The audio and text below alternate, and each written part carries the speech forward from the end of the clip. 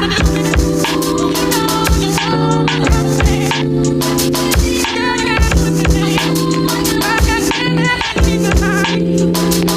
what it do, man? It's your boy Smooth, a.k.a. Mr. Do What It Do, a.k.a. Always on the Move. Welcome to episode 30 of the Phone Home Podcast. Thirsty. Okay, it's your boy Tuba, never second, man.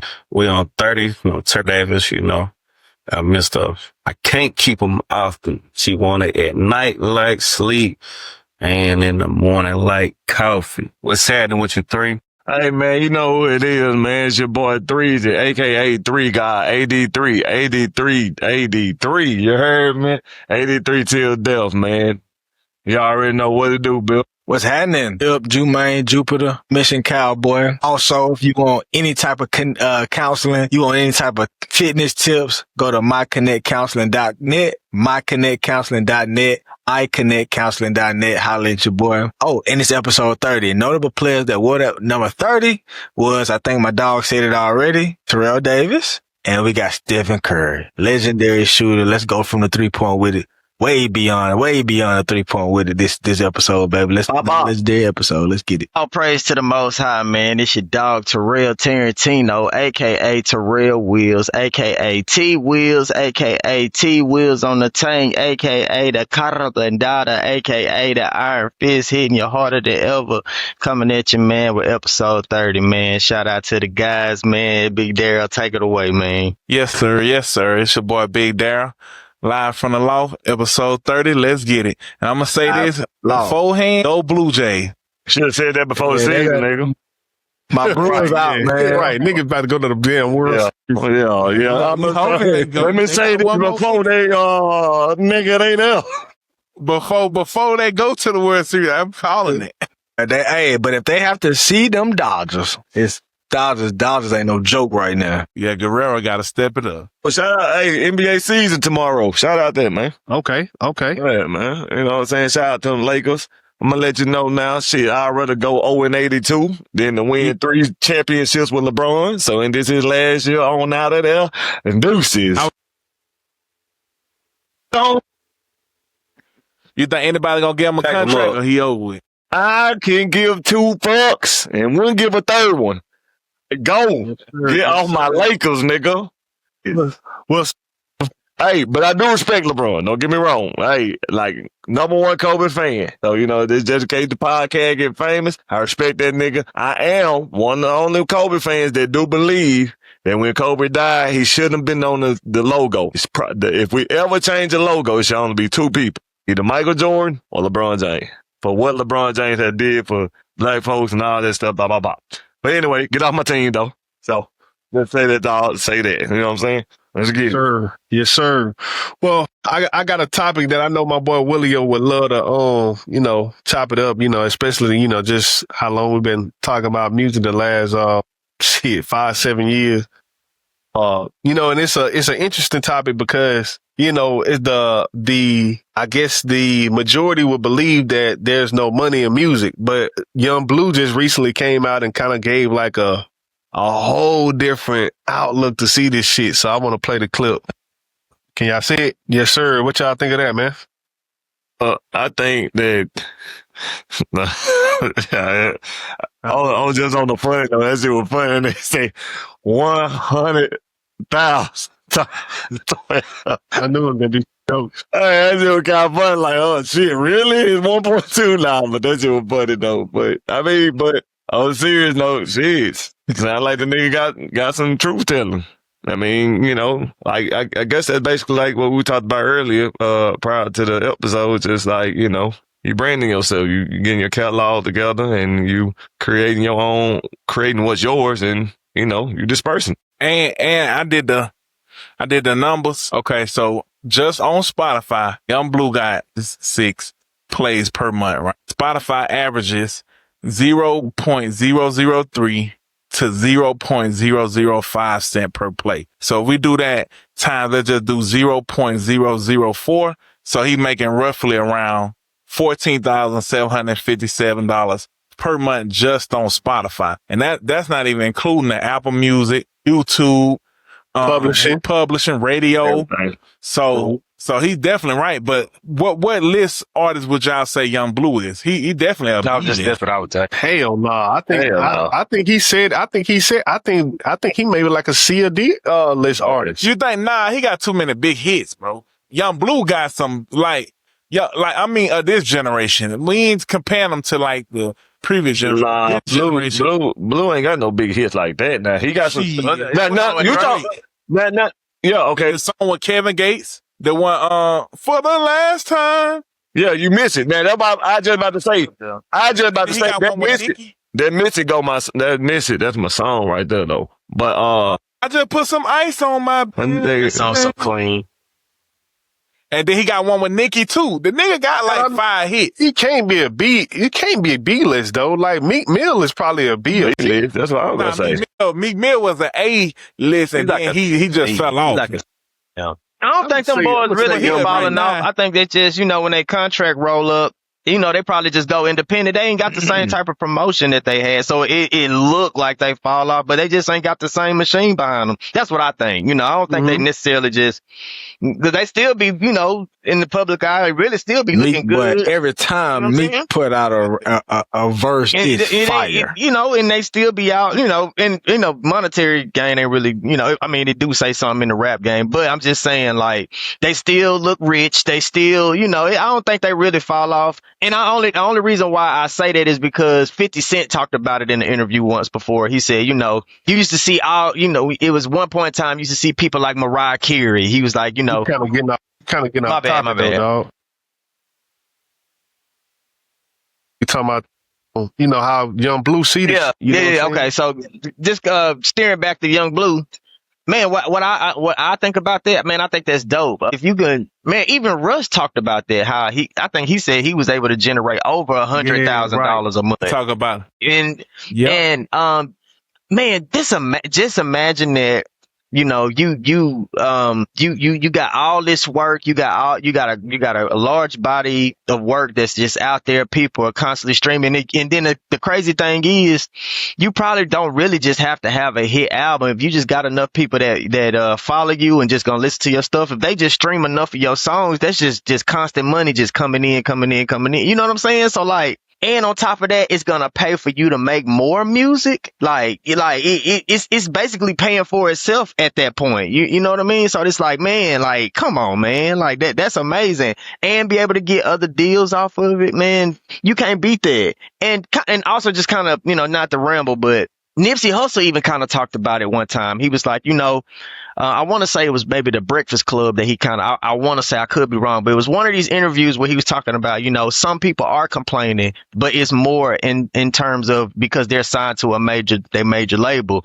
But at that time, Nipsey was more about independence, owning your masters and owning your stuff. So everything that he was getting from streaming, he was seeing it firsthand. So he was basically saying, man, streaming looks good for me. You know what I'm saying? And, it's just like you would normally just buy an album one time and it's done. He was like, people listening to my stuff over and over again. And I'm seeing that on the back end. So it does seem like, if you, once you get your business in order and once you got enough, an audience that's really into you, it seems like, it definitely can be profitable. And the cool thing about it seems it could be evergreen because you probably can tap in and see, okay, I'm hot in this little area. Or my mind just going. Take somebody like, Larry June or Currency. You know what I mean? They have so much work out. All they do is they just got all this stuff. So I'm sure they seeing, decent amount of money just from their work. And then on top of that, they know that they not big in, great big markets. They can just hit these little pockets and people gonna mess with them. People gonna pay. They gonna not only come to the show, they probably gonna buy some merch. They probably gonna, and they gonna bring friends with them. So it just seems like, once you're able to get yourself going in that, it can spring other avenues of, making money. So I think that's really cool that, he's shedding light on that. And I think more people should continue to shed light on it if they in that position. Who the fuck listening to Russ? Yeah. Oh, no. But that was a great point, though. Even if Russ is able to generate 100,000, Larry June got on par the same amount of listeners as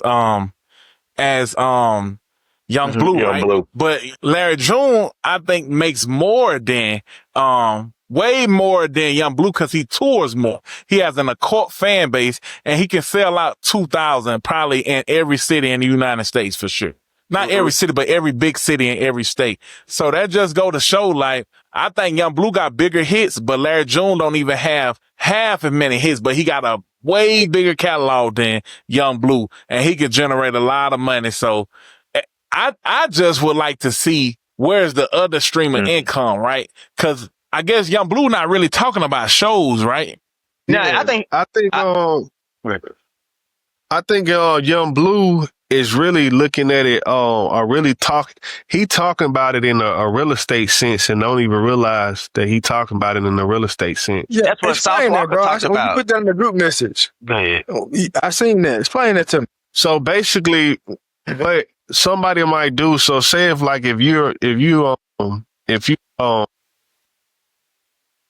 if you rent houses out, right? So like you fix the house, just like you make the music, you fix a house up, you make the music, same thing. Make the music, you fix a house up, same thing. Then you put the music out. Then you make money off the music. Then the house, let's just say if you building a portfolio, you buy and holding, you getting rent.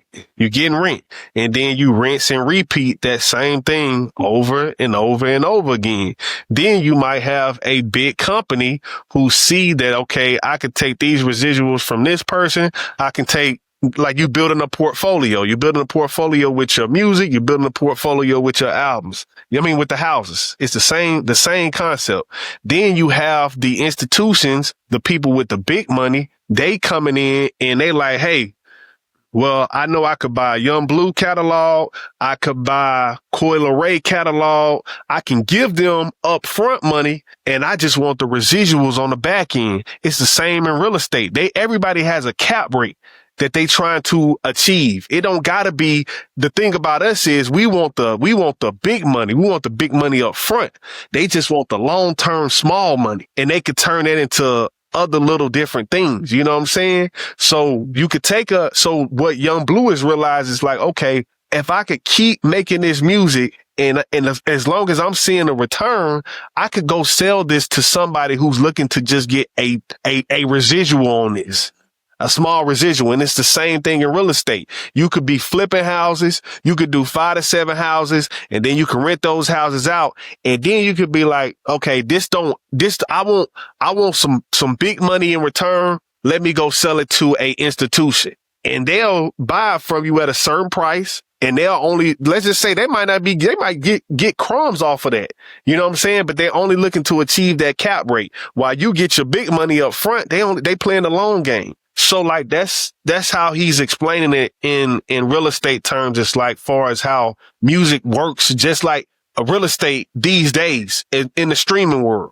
Now, if that has it ever been like that, I'm not sure. But in this world, what he's saying is he can go sell his music to a publishing company, get the upfront money, and they just looking for the residuals. And they may only make 10%, 20%, but it's still a profit. Right. It's still a profit, and it's part of their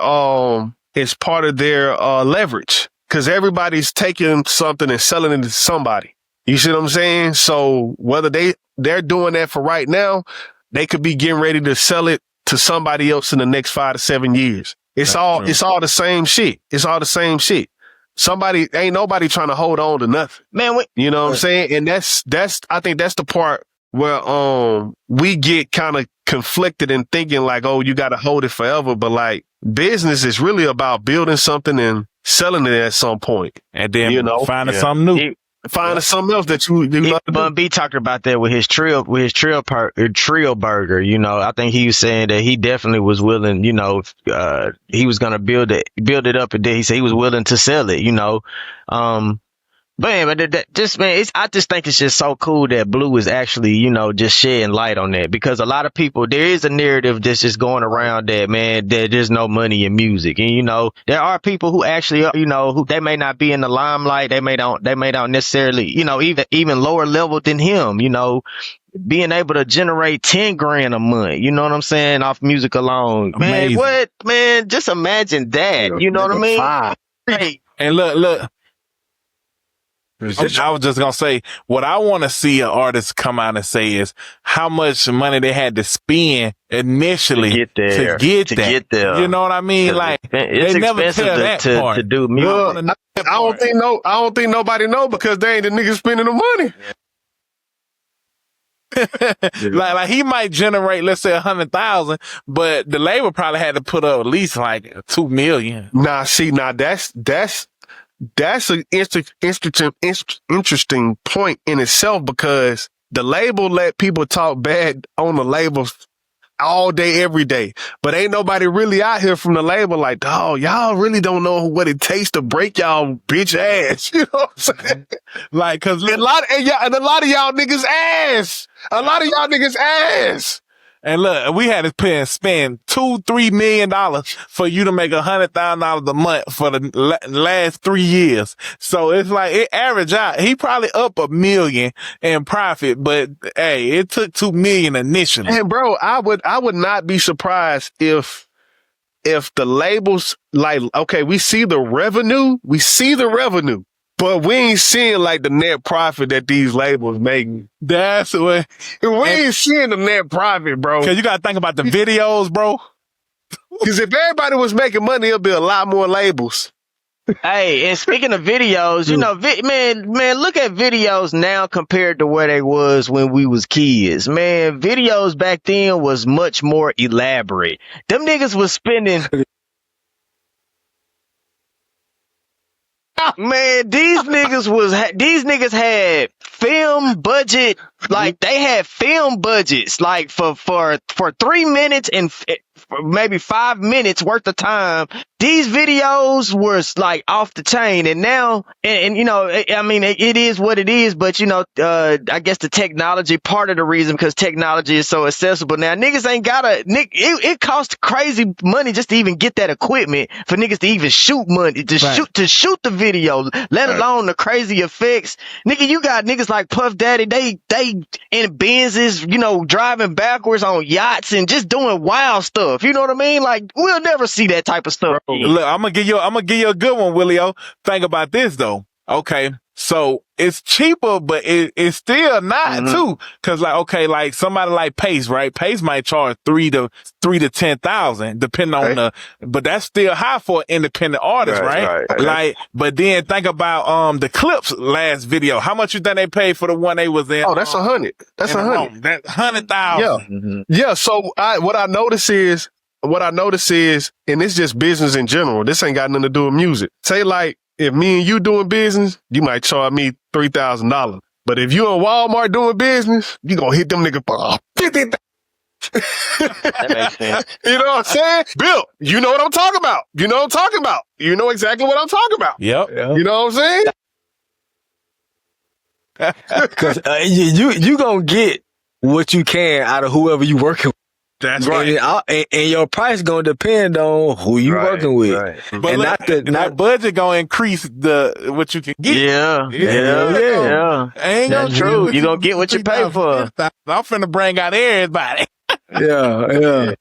But back to that damn Benny Boom and Hype Williams shit. What them niggas was taxing the fuck out of niggas. Man. Even Timberland with the beats, man, them niggas said they was making $200,000 a beat. I'm like, how is niggas making money? I'm talking about the artists. That's a good point, Willio. Cause look, Blue ain't talking about the beats that he gotta buy and he gotta pay publishing. Oh, he ain't talking about none of that. Oh, hell yeah. See, it's a lot of money that go into, and then this the thing about it, right? You can have $2 million, or let's say it costs $1 million to break an artist, right? If you don't spend that $1 million in one go, that shit, it probably ain't gonna work. If you spend like 10,000 here, 10,000 there, and then over the months, over the years, that shit, you ain't gonna blow up unless you put that 1 million in one go. Check me out, bro. I asked Chat how much was Hype Williams charging for his video. They said what we do know is for the video for Jay-Z, Always Be My Sunshine, he was quoted about a US $1.8 million. At the time, he was quoted as charging somewhere in the ballpark of $750,000 to $1 million. God, dog. William. My sunshine. And I know y'all seen that video. Check this out, though. Man, I'm finna get on Instagram Live. Fuck. But smooth. But check this out. At that time, your video can go number one on 106 Apart for like fucking 68 weeks or some shit. Man, Hey, but how much It was that was in the top 10. Hype Williams and Benny Boom, them niggas, they was scamming niggas, bro. Let's just keep it a buck, bro. Hey, Bill, how much was Carrie Hilton with Kanye and Neo? How much was that video? Knock same it niggas down. that shot 50. Smooth. Play that video on mute. I just want to see what it look like. My sunshine. Play that video on mute. My sunshine. It's so bright and colory. They got the Which one? sunshine. Jay-Z. I gotta see this damn video. You said it kind of course. All right, cause you know that was on 106 and Park for a minute. That song was on 106 and Park for like You know what I'm saying too, Dink. Like them videos back then, videos really count. Oh, you needed them. Really count. Hey, Bow Wow was Mr. 106 because his video, I mean, of course he was Bow Wow, but the video was actually something. But that's the thing, we don't play videos like that. It's no more. It's no type of shows like on TV catered to music videos. And why would it? Because everybody pretty much consume their music, you know, or just everything pretty much on their phone now. So it makes sense. And I missed that, Willio. I missed that. Like I missed that form of gatekeeping. Like, damn, I want to see what's the top video. Man, it wasn't nothing like coming home from school and seeing Rap City and a $1.8 million video, nigga. That's for 3 minutes. Nigga, if you upload me on Riverside and shoot me in the mall and then shoot me on and then take consideration, y'all, for the time frame too. What year this was? Like 2001? Late 90s, early 2000s, probably something like that. Can y'all see it? Not yet. I can't see it. It's coming though. It's low. I'm looking at it on my iPad. God, dog. So how much Kanye? Well, he always get the fair, bro.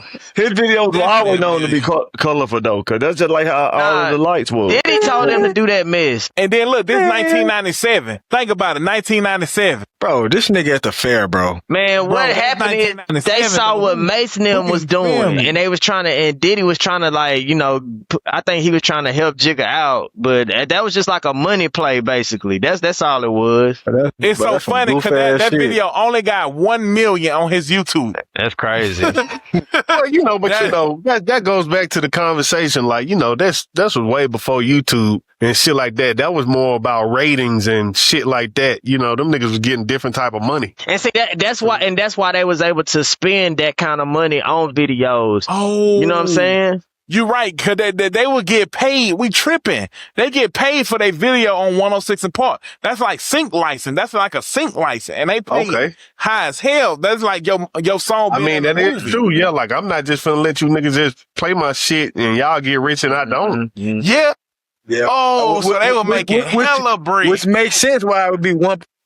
Then it's a residual too. Just like you're gonna pay the producer you're gonna pay Nitty for 40,000, 50, 80,000 for a beat, cause the song gonna earn residuals. Kind of like the same with the Damn. Man, but videos back then was special, man. Like, man, it's so many good videos, like, you know, even from the Big Pimpin' to the man. It's just so many, bro. I used to love coming home from school and just watching Big Tigger in the Basement. Your favorite rapper, whether it's, you know, T.I., Ludacris, you know, they even a young Lil Wayne back then. You might have a Bow Wow, you know, it just everybody. And it was just, you really got to see their real personality, you know what I'm saying? You got to see how it just brought you, it made you suck into this whole world because you was like, dang, they always mention Mama Tigger. You knew Mama Tigger was there. Well, I mean, even though she really wasn't, but they always talk about Mama Tigger got some food for, you know, or it was just a cool experience. And I'm sure if you was there in real life, it's probably just a production set. It ain't nothing how we imagined it, but just the way that they set it up, man, that was so important. At least for me, I couldn't wait to get home to watch Big Tigger in the basement, and he was really freestyling. And then had your favorite rapper in there freestyling. You know what I'm saying? Trick Daddy. 103 Oh my goodness. You know what I'm saying? I seen 50. TRL. Yeah, I seen 50. What's the one that was on MTV? Yeah, TRL was the TRL. Now that was one of the. What about VH1? Yeah, Hell no. VH1 had some stuff. People watch VH1. VH1 had the behind the scenes shit. That used to be good. What you about to say? Yeah. What you about to say, Bill?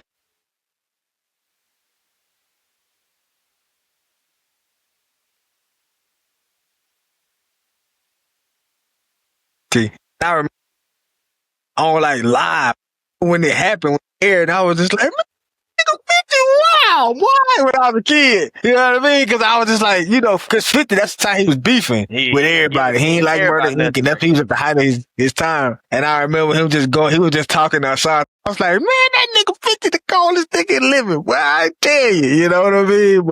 And then that shit bring you back though, and it ain't like that no more, man. It ain't. That's crazy because I can't remember the last time I like watched a video on purpose. Like, you know, like you knew somebody, you knew somebody, man. I bet you watched that Rod Wave. No, but that's what I said. It wasn't on purpose. Like I watched Rod Wave because on Apple Music it came up. Like I just want to hear the song, and I'm like, oh shit, got video. Yeah, you know what I'm saying? It's not like it's not like it's not like back in the day where I like all right, well, you know, I don't know what the TikTok think now, but Ludacris is my favorite rapper. So when I heard his songs, I would, you know, put that with the video. Now, I ain't gonna lie to you, you know, half the songs Rod Wave come out with, I beat, cause that's my new, you know, that's my so Dirt, Young Boy, and Rod Wave. I know Dirt and Young Boy be my two favorites. It's kind of crazy, but anyway, when they come out with a video, I be like surprised they had the video. Yeah, crazy. Cause that's how you used to know who was the main song. Like what song was their main song? Like What's Your Fantasy for Ludacris, right? You knew that was his main song because of the video. Like he had a video to it. And it was at one point to my point that Beyonce album got super famous because she did a video for every song on the album. What was that? I forgot what that one B-Day. I forgot what album that was. It was what video, what album? I don't think it was Lemonade. Was it Lemonade? Okay, it might well. But you know what I'm saying? It was just, no, I thought which one was Single Ladies? Was that Minute? I mean, was that Lemonade? That wasn't Lemonade. Oh, before Lemonade. Right, so I think it was that one. Anywho, whichever album, but I remember when that was oh dang, she did a video for every song. You know what I'm saying? It was the Beyonce album. It was titled Beyonce in 2000. Facts. That's what I'm about to say. It wasn't, I ain't think it'd be the Lemonade. But anyway, so yeah, so that was like crazy. And so now like to the point of the videos, I'd be surprised that the video come with it. And I'll be honest with you, Rod Wave, Lil Dirt, I'm damn that be the same. Them niggas just be traveling in the car talking about, and it be. I mean, you know, I had no shots to my boy, but it really don't even matter to me because I'm not looking for their video anyway. I'm just looking for the. I know you just mentioned him, boy. The last video that I seen that I really liked was Drake's War. No. Man, that video so clean to me. Was clean. No. Drake and J. Cole song. What's the name of it? That's what I was just gonna say. That video. That video took me back. That video was crazy. That video took me back to like when we was kids, like when they was like doing like big budget video. Like I was like, how is he not winning anything for this? That's what I was thinking to myself. Well, he didn't know. That song was supposed to be bigger than what it was, but you know, it got overlooked because of that man, beef. He stunned on them niggas on that last verse. And, man, I'm like, man, I don't even think people even catch everything that he said. Like, my personal favorite line is we said, I told Jimmy Jam I use a Grammy for a doorstop. That was man, that line was so cold to me. Man, I was like, man, this nigga just stunned on the whole industry. Man, anyway. Oh. But yeah, so yeah, just to kind of keep it up, that's probably the last video that I feel like was. I mean, it's been plenty of other videos, so I'm just saying with me that just show you how much I don't even go looking for videos. But that's probably my last favorite video. I mean, The most Yeah, famous video now is probably They Like Not Like Us, but right. I don't think that was that good of a Yeah, video. I don't think I got a favorite video like right now. I could what's going off in my head is Shake Your Tail Feather. Hey, Smooth! That video was crazy, wasn't it, man? Yeah, bro. Hey, bro. Freakily by Petey Pablo. Gangsta. You know, The girl had the G Yeah, on it. like- on the come on, bro, like, nigga. I used to record. All the 106 episodes. I used to record the top 10 song, and I would run the goddamn song back, like the whole episode That's back. crazy. You know what I'm saying? Or like when BT, or when they used to have like, it wasn't Rap City, but they used to do like, they have, I believe it was like BT Hits. I remember. You know what I'm saying? They used to be the dude with the gap, you know what I'm saying? And he'll be walking around the city, you know what I'm saying, doing stupid shit, and like they'll play videos for 2 hours. Man, I record all them shit, bro. Hey, Smooth. You remember what used to be crazy too? They used to have they used to have MTV hits. Like if you had cable, but you had that one part of cable. You had MTV Damn.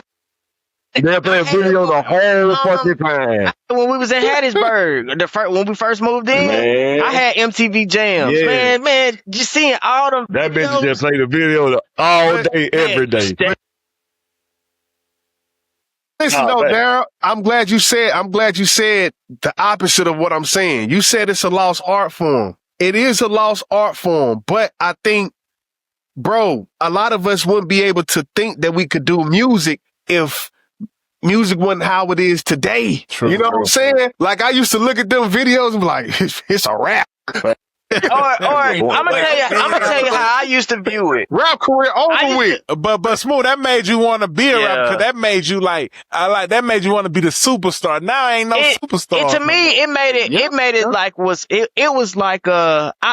back then, this is how I saw rap. You know how they was telling. Hold on, T-Will. T-Will, hold on. Keep your thought, please. But I want to go back to Daryl and now what you just said. Now go. I just don't want you to forget what Daryl said. But now you can go, T-Will. My bad to cut you off. I just don't want to forget that about the hero shit. I was just gonna say that I saw rap as like you know how people used to be like, man, you have to be a certain height to play basketball, or you have to be it's like you had to have an extraordinary skill. And when I was little, it just seemed like it was just out of reach almost. Like it was just like, dang, nigga, you gotta be good. Like you gotta be good to be in it. You know what I mean? And that's how I saw rap. And as I got older, it kind of stripped away a little bit. You know what I mean? I was like, oh man, these niggas, they it's not even really about talent. And I don't want to sound like a bitter guy, cause I actually get the labor's perspective. I 100% get it. It makes sense as to why, yeah, you got talent, but I'd rather sign this guy over here with the numbers, because if I invest in him, he's already making money. He's already got merch popping. He's already got all these things coming. So why would I invest in you? Yeah, you can spit a hot 16. And it took me a long time to get there. It took me a long time to understand, but I understand it, because why would I invest my money into something that I don't know is not for sure? But I got this other guy. He may not be necessarily as talented as this person, but he's already have a proven track record that he can sell merch. He's got people that's going to buy. He's going to fill up a small room with 200 people. So all we got to do is just put a little more money behind them and blow them up, and we'll get, it makes sense. So, I say all that. But then when you think about that, Willio, think about how Big was made, right? Think about the time, the effort, and the artist development Bad Boys put into Big. Like, I think like aspects like back in the day, it was our people believing and our people developing the talent. Like even with Outkast, when they were signing the LaFace record with L.A. Reid had to believe in them, because wasn't nobody else gonna sign Outkast. Like, let's just be honest, not at that time and period. And so I miss that aspect. Now it's like you don't even got our people anymore. You just got you know, you just got the label, you got corporate people, and they're like, oh, we're just trying to get the dollar. And I get it. Instead of advancing the culture and the art form. And I get it. That's what I'm saying, though. I think the internet just decentralized shit. You know what I'm saying? And it ain't no. Now that's true. It ain't no way of going back. You know what I'm saying? You gotta thank Soulja Boy for that. Right. The only way you go back from to decentralizing is shit, starting the world over. You know what I'm saying? That's true. So like, I think that's just what's the word? Natural selection? The natural selection. Yep. Yeah. Evolution, cause look, I'm saying that, but Soulja Boy, when that nigga came out, that nigga was fire. I used to have the rubber band chains and shit with the shades right on your shades. Yeah. That shit was fire. Man, Soulja Boy has changed it. He single-handedly changed the game. Like, he made it to where, like, it was like back then, like, I used to hear some of these rappers tell their story as to, you know, how they got signed. Some of these guys was just rapping. They just so happened to rap for the right person, and then they got signed. Like we're talking about no track record, no song out, like freaking, AZ, for example. Big Sean. Oh. But AZ is another example. Nas just so happened to let him get on. This nigga wasn't signed to nothing. He just spit his little 1-2, and somebody picked him up off of that. You know what I'm saying? Like this dude, he ain't have no hot record in the street. He didn't have no buzz. He was just on Nas record. Somebody thought he could rap good, and they was like, we gonna get him. And now he's, you know what I'm saying? He became who he became. So it's like, I missed that era though, cause all you had to do is have your best 16 in your that's true, but at the same time, I get why it's not like that no more. Because from the label perspective, if I was a label, I'd be like, dang, that's not profitable. It's not profitable, and it don't make sense. But back then it was, cause look, they'll see you let Kanye with Lil Wayne, or they'll see you with Kanye, and they're like, oh, this nigga gotta be something cause he with Kanye, he with Wayne, you let Kanye, with Nas, he with Jay-Z. You let Kanye. Like, think about Memphis Bleak. Wasn't nobody checking for no damn Memphis Bleak without Jay-Z. Like, but that's what I'm saying though. You let Kanye tell it. Big Sean was like one of his worst investments ever. And trying to kind of piggyback off your point though, Big Daryl. When you did see Memphis Bleak with Jay-Z, didn't it make you want to check him out though? You know what I'm saying? Wow,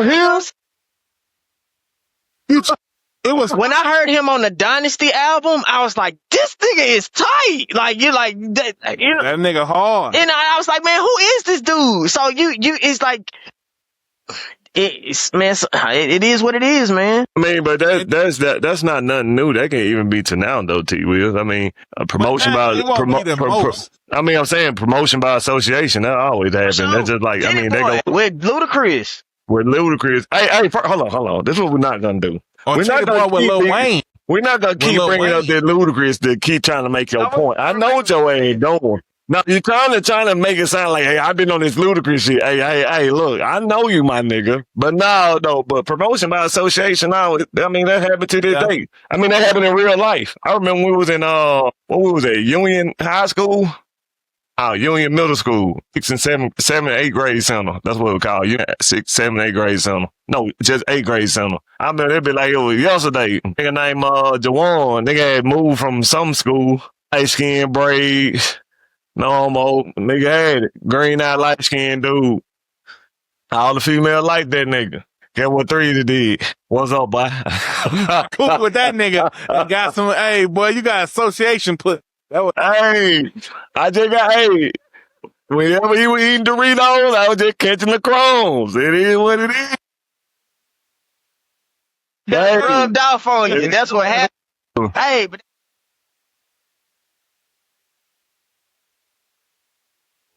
he got the A-list, let me get the B-list, bitch. That Stardust gonna rub off on you. But just promotion by association, I mean, that's still going on now. Cause just like with, I mean, shit, it worked for some people, but then it don't. It worked for Drake. It didn't work for Gunna Gunna. Right. That's fact. Right. So if you ain't got it, you ain't got it. Wayne for this nigga all the time. Having a little Say Yeah, something. that's what Drake said. That's what Drake said. I live by that line. Anytime I see a nigga just can't do it, bro, if you ain't got it, you ain't got it. You That ain't got theory it. is brilliant. Also, just kind of expanding off that, when somebody say, I don't necessarily think somebody could just put you on. I think that's I think that can be rephrased when somebody say, I put you on. You have to, somebody can put you in position, or they can be very instrumental for you. God created. God. Yeah, right. That's good stuff right there. That's good stuff right there. But you actually gotta deliver. Your homeboy can get you the interview, but if you can't get in there and perform and seal the deal yourself, like you still kind of gotta do like. It take effort on your part, and because sometimes people put people in position, and if they just ain't, and for instance, going back to DTP, shot, and I ain't trying to take no shot at you, Dink, but just going back. You seen how Titty Boy turned into 2 Chainz, but I-20, I actually thought he had a more promising career than 2 Chainz. I did. I actually thought that. Too. You know what I mean? But he was right there next to the man. You know what I'm saying? Titty Boy was the last one I thought would, take off the way that he did. You know what I'm saying? But it took the association with the right person. Maybe like the association when Luda wasn't his stardom point. To me, it was when he got with Lil Wayne and they did that hook and that song. But you still knew who he was because when I seen time out. Even me going before that, I was already on Titty Boy because I was listening to Player Circus. The niggas thought I was so lame. Matter of fact,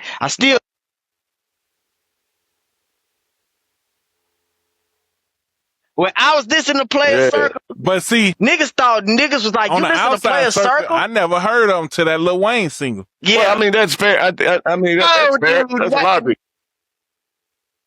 They was already doing their thing before that, though. Facts. They were. They was already doing their thing. But see, it took their association with That's Wayne true. to push them to stardom. That Lil Wayne, that hook he did, even to this day, him and Lil Wayne are great friends. Mm-hmm. Yeah. Mm-hmm. I mean, he started with Ludacris though. I mean, but the nigga he got his fame with DTP. That's Okay. He got put in position. He was with time out. He was with DTP when the song came out with Wayne. That's a fact.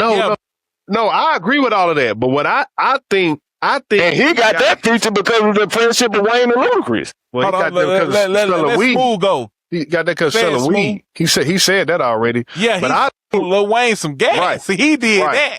Hey, but him and Ludacris and Wayne was straight though. But go ahead. No, they wasn't. He already told a story, nigga. He was selling Wayne. I know that, but I'm saying, I know that. But I'm saying though, I mean, Ludacris, him and Wayne was straight. But I ain't saying it's because of the communication. I'm just saying, like, bro, everybody had some type of tie. Right. I think that nigga got what we talking. Yeah, I think his stardom came 2011. When he changed the name, 2 Chainz. True. And he was doing True Religion. Yeah. Well, he never changed his name. That's always been his second name though.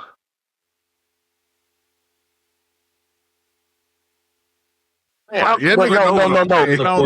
I ain't trying to get dragged in that though. But I think for sure, I think this goes to the point where go ahead. Go ahead too. I ain't gonna, no offense, crying about for the past month. Man, Luda ain't giving. Let's go to his point. He got his respect from Wayne for his just due, but even though he was with Luda for so long, which is true. I remember Panama that KO.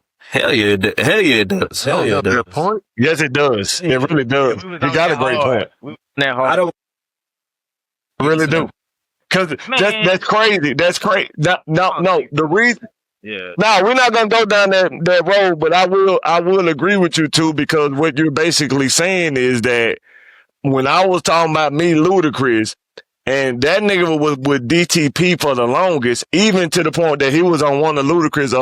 He was on the preview album. Mixtape. He was also on a couple of features. What You Want to Do?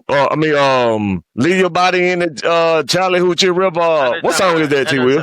I want to say it came off of Red Light District. Is that what you're talking about? Well, that Red Light. Yeah. That's what I'm saying though. Willie It just kind of proved the point of like, bro, I thought I-20 was the hottest. I thought Shauna was the hottest. So that don't really help. 2 Chainz just wasn't that nigga when them niggas was hot. No. What 2 saying is the fact. Just stay down and just grind, and they just had. No. What 2 saying is the fact that y'all saying that the nigga got his fame from Wayne. If people was like dead to heart listening to Ludacris like that, they would have known the same knowledge that we are acknowledging. Like, oh shit, hell no, Wayne.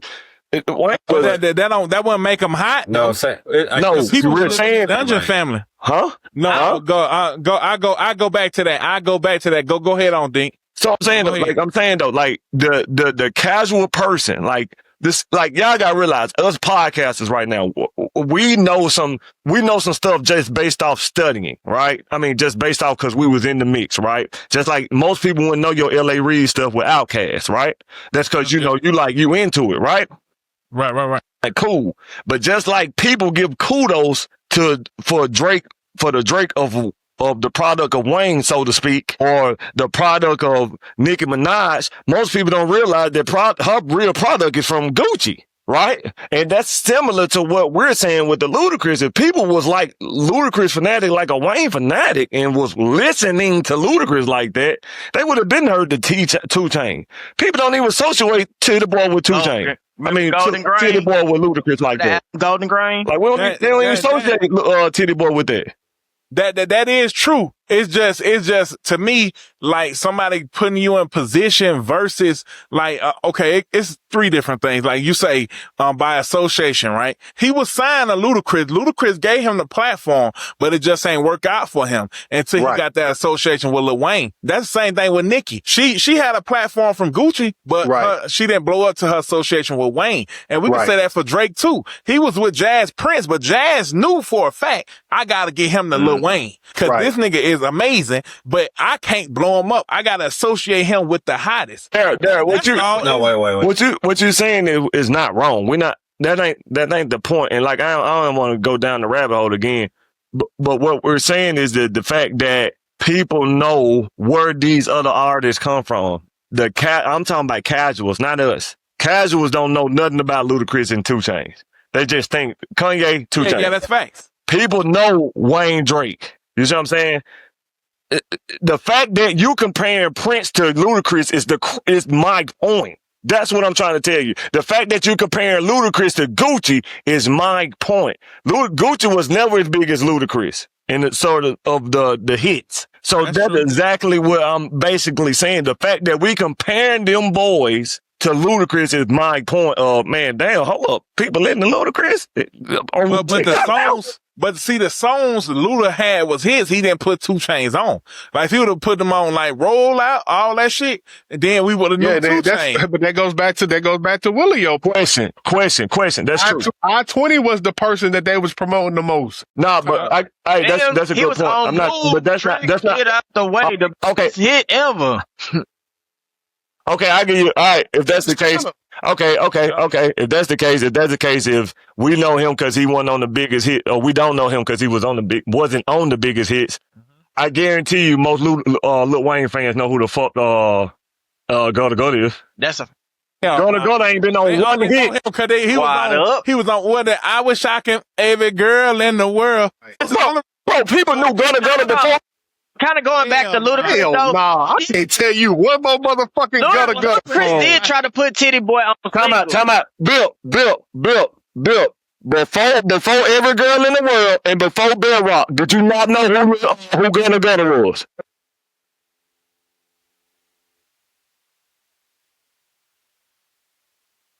Fans, that's how y'all know. But we saying somebody. No, I'm the diehard Ludacris fan. But look, just say we a fan of rap, right? We love rap, but nobody knows Gutter. Like nobody knows Gutter. Like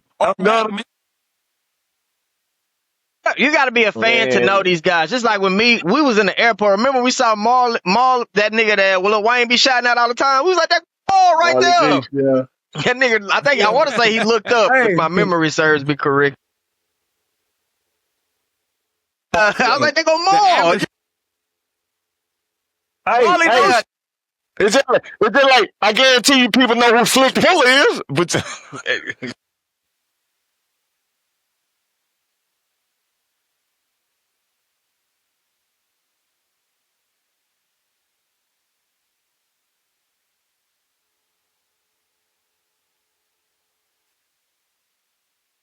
I feel you though. I feel you. But yeah.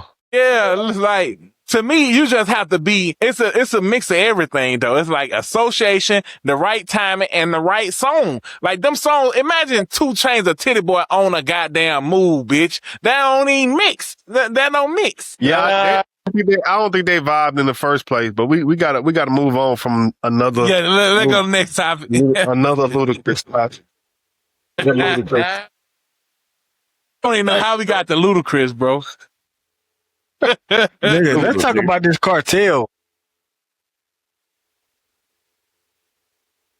Oh, hey, that shit is crazy, bro. Like, so, like, basically, the United States has, like, been, like, they've been basically dropping bombs on these niggas, like, in the middle of the ocean and shit, bro. Mm-hmm. That shit is fucking crazy, bro. Yeah, my pops were telling me about that crap, boy. Talking about like them, like shooting the cartel boat, banana boat and stuff. Yeah, they dropping bombs on these niggas. Just imagine going across the water. Real, though. I thought that was like a publicity stunt. Them niggas were dropping nukes on their ass. Man, bro, just imagine, just imagine driving a speed boat. You look up. Hell nah. But this is what I'm saying, bro. They getting nukes dropped on them for just a bag of coke. like Lee take me to jail, god damn. And and then ain't gonna come rescue you. Oh, bro. I think that's absurd there though. Like, god damn. Man. The resources to me. Meanwhile, we got goddamn Europeans sneaking dope in too. But you feel me? Chinese too. China, India, Pakistan, all of them. They make the pharmaceuticals. Yeah. Man, hey. And they paying them to bring it over, to bring it in. I'm just like, so why, And why you wasting resources dropping bombs? Just send a boat over there and go arrest these niggas. Like, you trying to kill these niggas, like, nigga just like we got a new bomb we developed. Let's just see if it works. Nigga out of hand, bro. Nigga on a speedboat. Like, I seen that shit, bro. I was like, nah, that gotta be like, and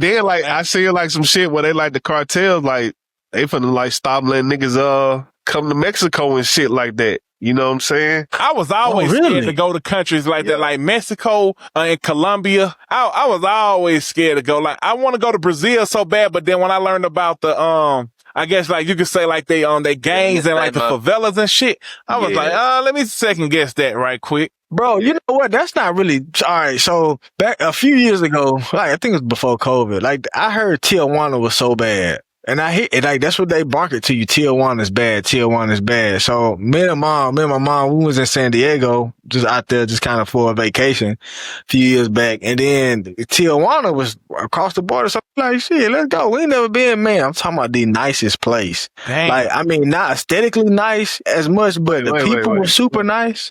San Diego? I was trying to. Now, San Diego, that's a big. Hold on, what y'all saying? The Navy. San Diego in California. Yeah. But it's at the border of Mexico. It's at the border of Tijuana. Tijuana is like an hour or 2 hours away. Yeah, it's actually like 30 minutes. Damn. Wait. Okay. Yeah, it's right. It's next door. San Diego, right on the border of California. Yeah. You don't remember? He stepped over the border. But what I'm saying, where's Tijuana? Where's Tijuana though? Okay, Southern California. Yeah. Okay. San Diego is in Southern California. Because I'm thinking, hey, I ain't gonna lie. When you say California, think about the nigga. I thought you were talking about like one or some shit. No, I'm talking about Tijuana, Mexico. Yeah, it do sound like some shit that's way off It from was San smooth Diego. though, huh? Nah, Tijuana was like, I'm talking about nice people, culture was nice. I just didn't see, and I'm like, is this propaganda? Is this like them telling us one thing and it's really like something else whenever you get there? And I think even that kind of lesson stuck to me in my head, and it's just like, bro, what if it's not like they telling us, you know, in these places? What if it's not like that, you know? And No.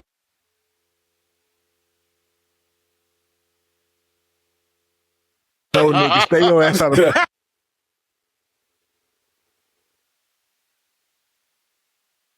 Go to prison. He like, stay your ass out of pressure. But Stay it's out of the same thing though. Like it's like My dad. No, hey, Darren, I'm gonna be honest with you. Hey, Darren, I'm gonna be honest with you on that though. I'm gonna talk to me, Dean. be honest with you on that one too, cause I felt the same way when I went to Mall Point. Now look, when they kept saying that Mall Point like this horrible place, I was like, when they, I met two Bip and all them boys, I was like, that's not a bad lick. Now, mind you, this a guy came from Jackson, so it wasn't much You know what I'm saying? and much I'm coming from. I think Jackson rough. But They so, say that about Jackson. Don't So go your this ass to Jackson. how I see it. This how I see it. So I think what Bill could be saying, I think two things could be true at the same time. Fact. Like, you know what I'm saying? Like, if you're not involved in that life and you ain't in those places, like, you ain't got nothing to do with all of that. You know what I'm saying? But at the same time, if you a part of that shit, like, shit could get wicked. And nigga, that's true. From just like how my folks talk about Moore Point, bro, like, I'm not gonna lie to you, dog. Dink, nigga, they like that though, man. is like hell on earth, dog. Right. I'm trying Like, to tell, dude. Even this past weekend, dog, this is real shit, bro. locked door. Me and Two was, I think Two, you was right there. And people was getting ran over and shit. No. So me and Two, we just chilling. Nigga walk out the house.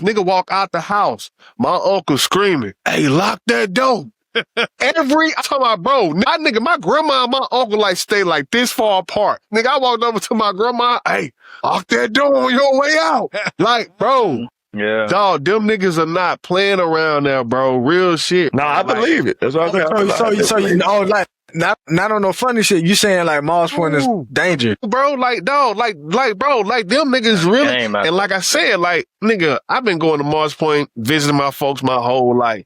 I've been visiting my whole life, and I ain't never thought about the issues that they talk about. Never seen the issues that they talk about, bro.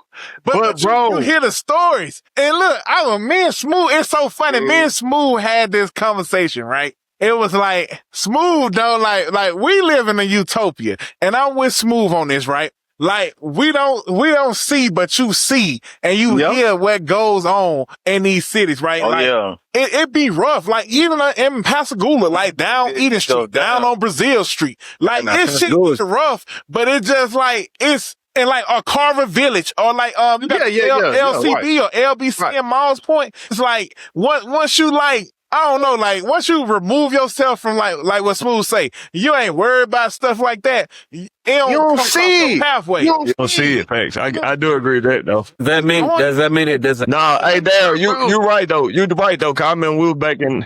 No, they don't mean that it doesn't happen. It just means... I think it's about it's about the individual. It's about the individual. Nah, hey, Smooth, you like, you right, like you said, it could be two things can be true though.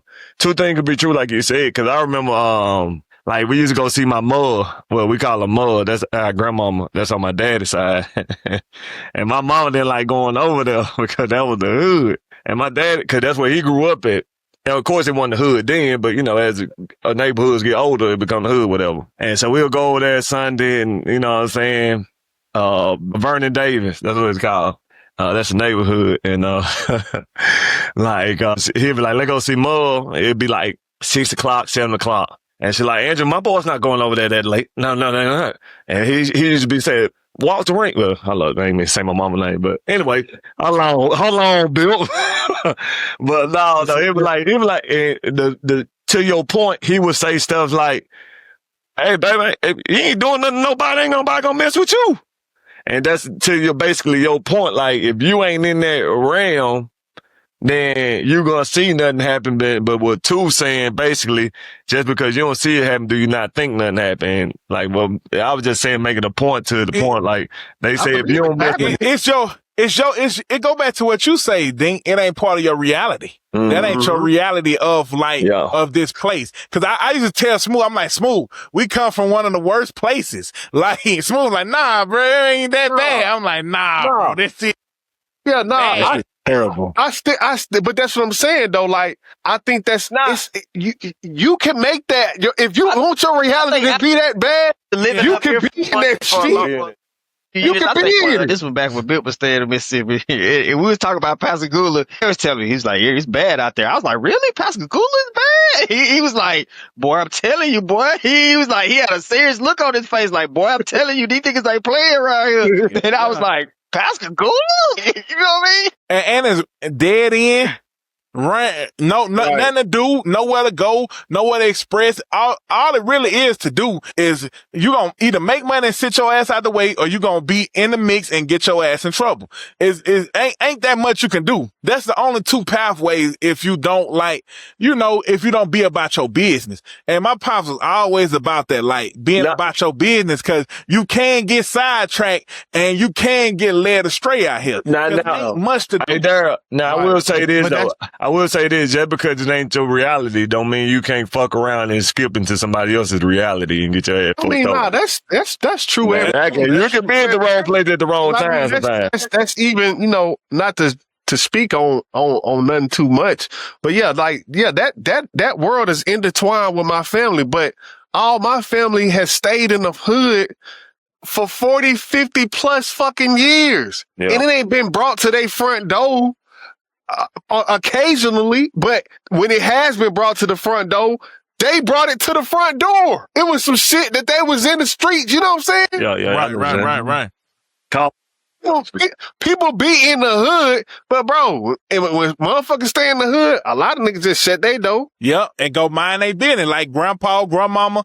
Ain't nobody ever met for grandpa and grandmama, cause they was like, you could say model citizens of the community, right? They mind their fucking business. They might go mow the grass, or they might help people fix their cars. You see stuff like this, but they ain't out here slanging dope. They ain't out here stealing shit. They ain't Big Worm would have never shot at Smokey if he would have never flexed him on his dope. That's what I'm saying, bro. I was at my auntie house. I was at my auntie house yesterday. She been in Creola since 1952. That's supposed to be one of the worst places. You know what I'm saying? So it's just like, bro, you with the shits or you not with the shits? Right. That's facts. That's facts. And look, and your auntie will tell you a whole bunch of stories too that went on in Mile Point. Like, Now, occasionally you got motherfuckers, you got stragglers who probably not, who don't know who she is or know who such and such is, and a nigga might try to rob that person, and then somebody find out you try to rob who, nigga, you finna get your ass beat. You know what I'm saying? Like, nigga, we don't mess with such and such. Bill, you said a good one though. Like, if Smoking wasn't fucking up Big Worm dope, it wouldn't have been no issue, right? But then check this out. Ice Cube was cool. Oh wow, just like, you took this shit right out my motherfucking when I was growing up, my folks was always big on don't hang with the wrong crowd. They understood that you ain't gotta do nothing. Right, you ain't gotta do nothing, man. Right. I hate to bring it back up, but just going back to the movie, Boys in the Hood. Ricky had his own thing going. He was about to go to college. He had a baby, but he was trying to break out of the hood. But it was other people, his brother, which, his brother's his brother.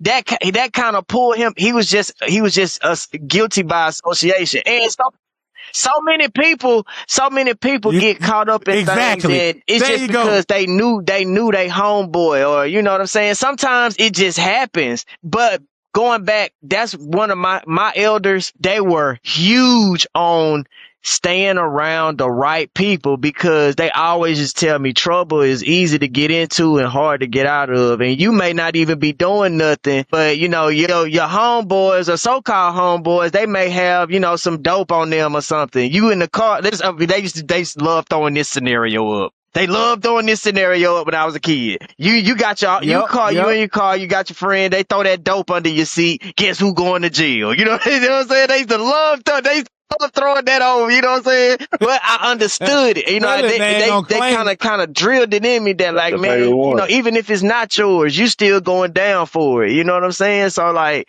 man, that guilty by association. Yeah, that was your favorite example to break up. Look, that's the topic. That's the episode.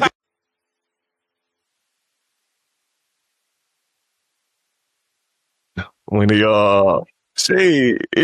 flexed on the gangster. That's why they came back on him. Cause I think they ran into him by mistake or something, wasn't it? Yeah. They didn't really do nothing. Yeah. Come on, bro. That nigga bumped it to him. He was being. He talked to that nigga kind of quick. It maybe Ricky got aggressive, but at the same time, hey, no. Hold on, T. Will. Hey, that's being naive right there. Hold your ground then and watch your ass get put in it. That's being naive. Hold it. Hold that down then, man. If you walk in the store and a nigga just walk through you and then right. But that's what I'm saying. Like if you ain't gonna let it go, you're gonna be like, damn, bro, you could have said excuse me. Nah. I think being naive is if you know you in the fucking hood and you bump into a nigga and you like, hey, nigga, what the fuck wrong with nigga? It's going to be consequences for that. Gonna be consequences. Nah, that's true. Hey, man, Bill laughed about some shit like that. We had sent each other some shit on Instagram. Like man, bro, if it's some shit like it's like I know it's some hood nigga. Hey man, have a nice day, man.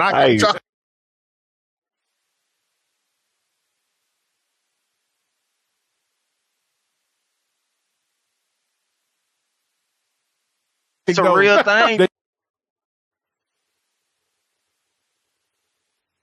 Know your situation. You got to be socially smart, bro. You got to put it. Go ahead. What? Some shit that you might be like, damn, wait, I ain't even take it that far. You know, he gonna take it to hell or jail. Frank. Yeah, you gotta know better than be around somebody like that. Nah. A cousin like that. Like every time, like say when we get pulled over, he wanna ask a million fucking questions. I'm like, hell no.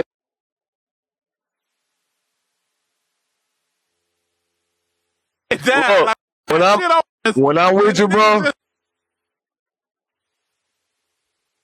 Hey, look, it's funny because I think me and Vic was riding. I think we was going to Panama or some shit. Me and Vic was in the car together. And funny, this year I had my pistol in the car. You know, this year we get pulled over. And man, Vic was like, the sheriff he was actually kind of cool, but he was a white guy, and I ain't know how that was gonna turn out. He was like, hey, y'all got any guns or weapons in the car? I was like, look, I got my scrap in the car. I said, it's legal, it's registered, all this other stuff. And he was just like, well, what do you got a gun for? I'm just like, my personal protection, you know? And then, and he was just like, okay, step out of the car. I mean, he didn't tell us to step out of the car, but he was like, I'll be back. Came back and he was just like, so what do you do? I'm like, bro, I'm a social worker. Like I got a gun. I mean, like Vic was like, bro, you ain't got to answer this nigga.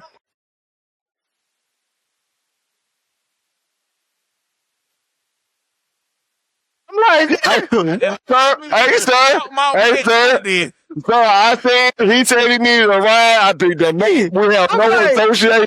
In my head, I'm trying to explain, like, we talking, he asking me questions. I just told this nigga I got a gun in the car. Like, he let us go without no issues or anything, but it was just like, bro, I'm like, bro, what do you mean, bro? I'm like, nigga, I got this.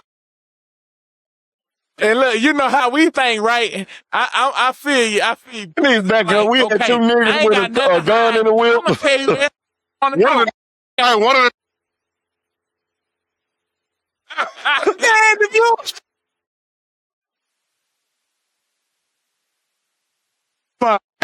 like, hey, this my shit. I ain't got no record. I'm clean as a motherfucker. You know what? Ask me anything. You know what? Just ask what day I was. Let's just niggas in. I'm like, no, bro. Hey, soon that nigga Big asked you, I told you you have to turn that, you ain't got to answer that nigga. That cop turned off his body cam. Hey, shut up. that's Oh, my my dog, question. bro. Hey, say, why you turn off your body camera? You about to find out why. Look, but look, nigga, asked me what time I was born. He done pistol with both of them niggas. Whip Bill.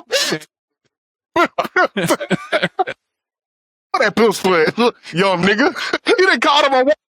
Call that all that nigga Wayne. Got you Wayne. Boy, I ain't never been so scared in my life, boy. I was like, nigga, when Vic said that, but I started looking like, I'm gonna tell you how that make you too. It's like, damn, it make you don't even want to tell him you got a gun in the car. right. God right. damn. That in my head, that's what I was like. I said, bro, I should have never told a nigga I had a pistol. Cause, You know, so I think we was in Florida too. Like we was headed to Panama. Florida, just like Mississippi, just like Alabama. Boy, they railroad, especially North Florida. Oh man, I was riding through Florida, boy. It was one of this hick town, boy. I said, let me get the fuck up out of here. It was dark as fuck, and I was low on gas. Boy, I say, hell nah. Hey, I'm gonna let y'all know right now. If y'all ever riding with me, that is not a Black Lives Matter fight right then and there. We live to fight. Hell yeah. I already know. I'm getting my. We on to the next day, boys. We'll fight that day in court, but till then, Yeah, that's chilling. how I like. I'm with you on that. Like, I ain't finna argue with no police. Like, this nigga got a gun and shit. Hell nah. And you know they probably got an ego. Fact. Nigga got an ego, and then you. That's kind of like disrespect. Like, I'm asking you questions, and you like, you ain't gotta answer me. You know, niggas be joining the police. Like, hey, they got power struggle issues. Yeah, it shouldn't be like that, but it is. Yeah, yeah. It And look, shouldn't that be go like back to that. what Too's saying, be socially aware. You know, hey, especially if they white too. And then you got some black police. I got this cousin, bro, he's a state trooper. This nigga got the worst issues. Do not get pulled over by that nigga in North Mississippi. This nigga he gotta just prove you something. Like, he one of them type of niggas, like hell nah. Yeah, he gonna make an example out of niggas. Hey, look, like, he believe like, that's the I think we cool.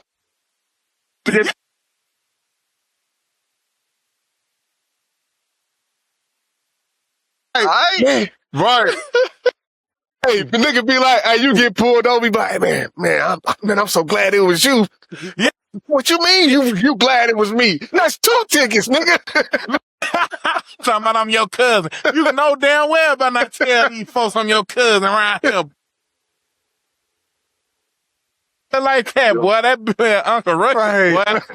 Hey, you boys like barbecue, eh? Yeah, that shit happened to me in Montgomery. I was coming through Montgomery. I think about this shit every time I go through Montgomery. Cause I was leaving ASU and I got off the interstate. I'm going fast as hell. And so the officer pulled me over. Black dude, look like, I'm probably like 25 at the time. And he about 37. I'm like, what's good, bro? I was like, yeah, man, I just left campus, man. You know, I'll be right back. Hey, man, here go this ticket right here, bro. I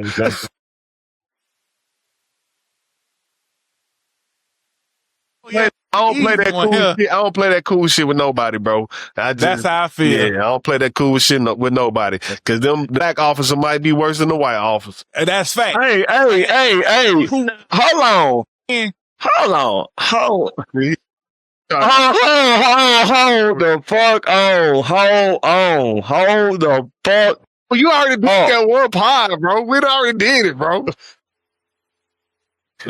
We already did it, bro. Bill, I don't even want to look at y'all right now, but is that the same energy that nigga had?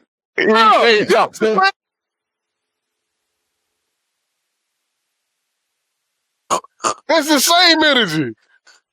You gotta tell the story there, bro. You gotta tell it, bro. It ain't nothing for me to tell. Y'all niggas roasting me. We had already talked about the shit on the pod. Probably so. What was Hattiesburg, one of the two. Man, that damn smooth ran that red light, that stop sign. Hey, Dingo telling the nigga, hey, Smooth, you know you can just turn right there, that'd be quicker. Okay, I'm gonna go this way, or this way. Man, this nigga run the stop sign, Daryl. Run that bitch. I'm talking about like vroom, cause it was one of them stop signs that every time I'm talking about He got that. I just pull off in this motherfucker. Hey, it was like one of them stop signs that everybody just look at and go. You know what I'm saying? It is what it is. Yeah. But it happened to be that nigga day. That nigga get pulled over. This nigga get pulled over. Now, mind you, this the same nigga that talking about, I ain't cool with nobody. Hey, let me get my ticket and ride, right? You heard this nigga, right? Nigga, this nigga get pulled over for a stop sign. White dude come up, smiling cheese. Hey, what you guys doing? Nothing. Hey, you know you ran that stop sign. Gave niggas ticket, whatever. This nigga smooth asked this question. So you gonna give me a ticket for running a stop sign? The officer look at this nigga like,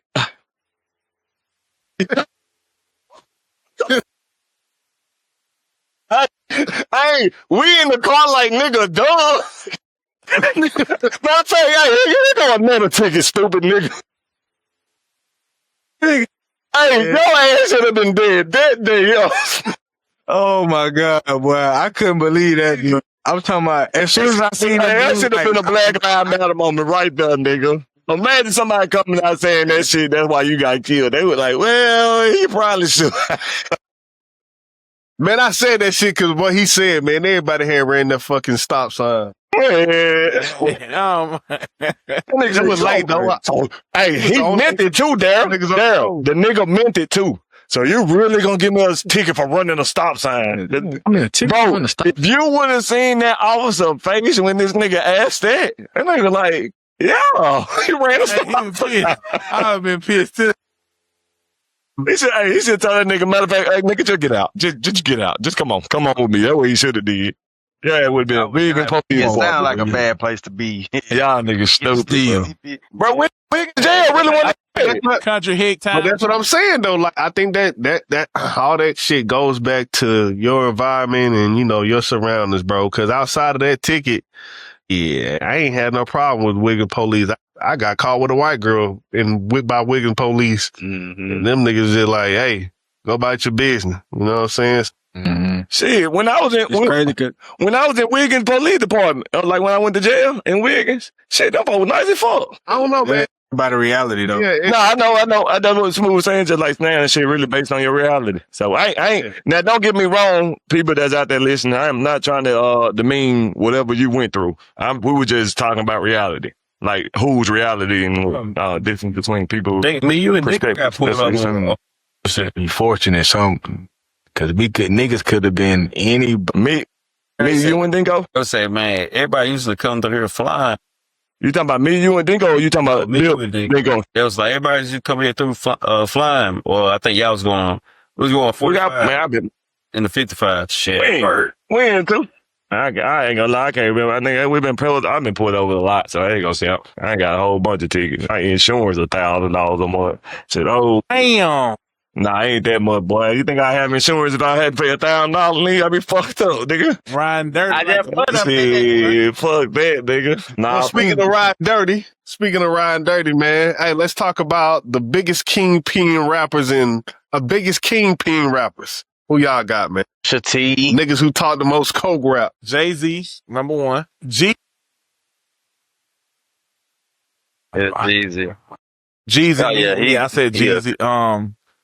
Pusha T for sure. I think none of the top three are coke ground. Rick Ross, like he talk about drugs, but he don't talk like to the level of them niggas talk. I think Jay-Z, to me, I feel like Jay-Z I feel like he really live that shit. I don't know why, but to me, it feel like that nigga really live that shit. And Pusha T is so skeptical to me. You know what I'm saying? But he not though, cause you know the whole story. Like I watched the documentary on YouTube with the dude who went to jail, and they say them niggas was solid. Like, he did say I that. really and like He did Pusha T say don't that. got no smut on his. Like Jeezy got a little smut on his name. Like What kind of smut Jeezy got on his name? I know you ain't talking about that shit with Pimp C. That what you trying to talk about? No. Oh. With the shit like with Blue Da Vinci, people even coming out trying to say he was snitching on BML, even though it ain't no proven. They ain't got no proof about my nigga Jeezy, nigga. Never said that. But folks like like trying to hint at like that's why Jeezy stayed out because he told on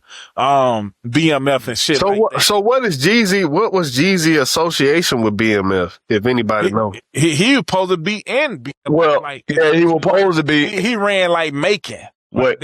Like Macon, Georgia. Yeah, That's what he sold his operation. He was supposed to be, but then also, damn, who we dropping the microphone? Forget it.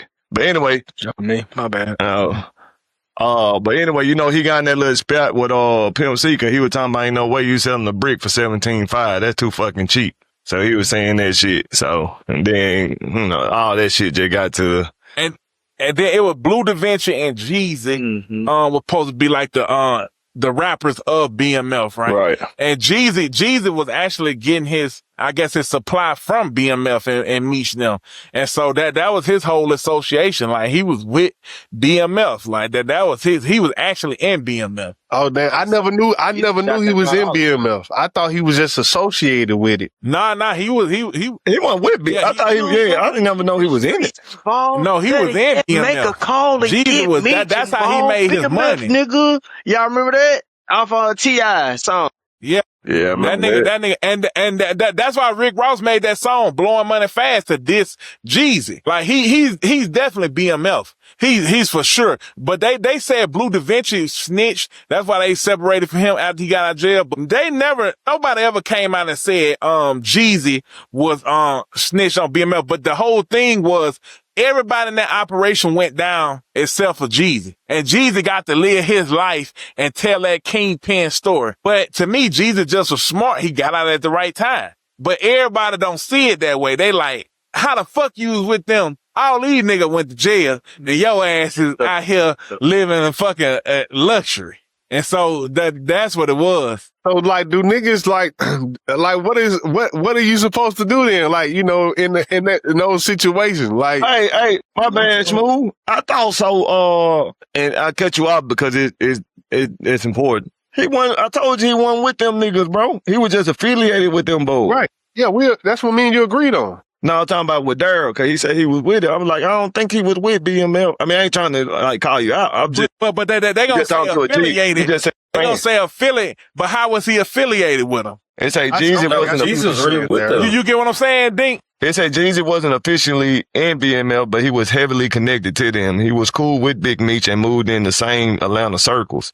Meech reportedly helped. How was he cool with Big Meech? Let me read it. Okay. Go ahead. Meech reportedly helped promote Jeezy early on, getting his name buzzing in the streets before Let's Get It, Thug Motivation 101 dropped in 2005. He's often shouted out Meech and BMF in songs like Trap or Die and Get Your Mind Right.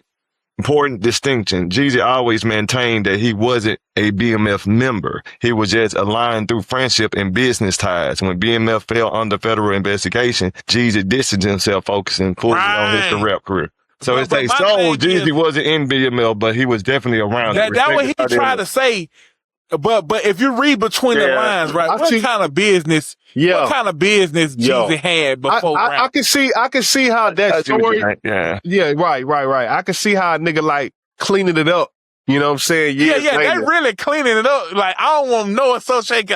That's why people was mad at Jeezy. That's like the whole little smut under his name, and then other than the Gucci situation. So it's like, Jeezy, we all know Jeezy had $1.7 million on that cover of TM 101. Where the fuck he get $1.7 million from? And don't have to owe no nigga. That, where he get it, and how you and Meech, how him and Meech even meet? How y'all even cool? How you can know this nigga, like, as a friend? Like, I can call you. Nah, you gotta be doing some type of... That nigga knew a lot of celebrities, though. You talking about... But T.I. don't talk about Meech the way Jeezy talk about Meech, though. Man, T.I. was a petty drug dealer. Let's just be honest.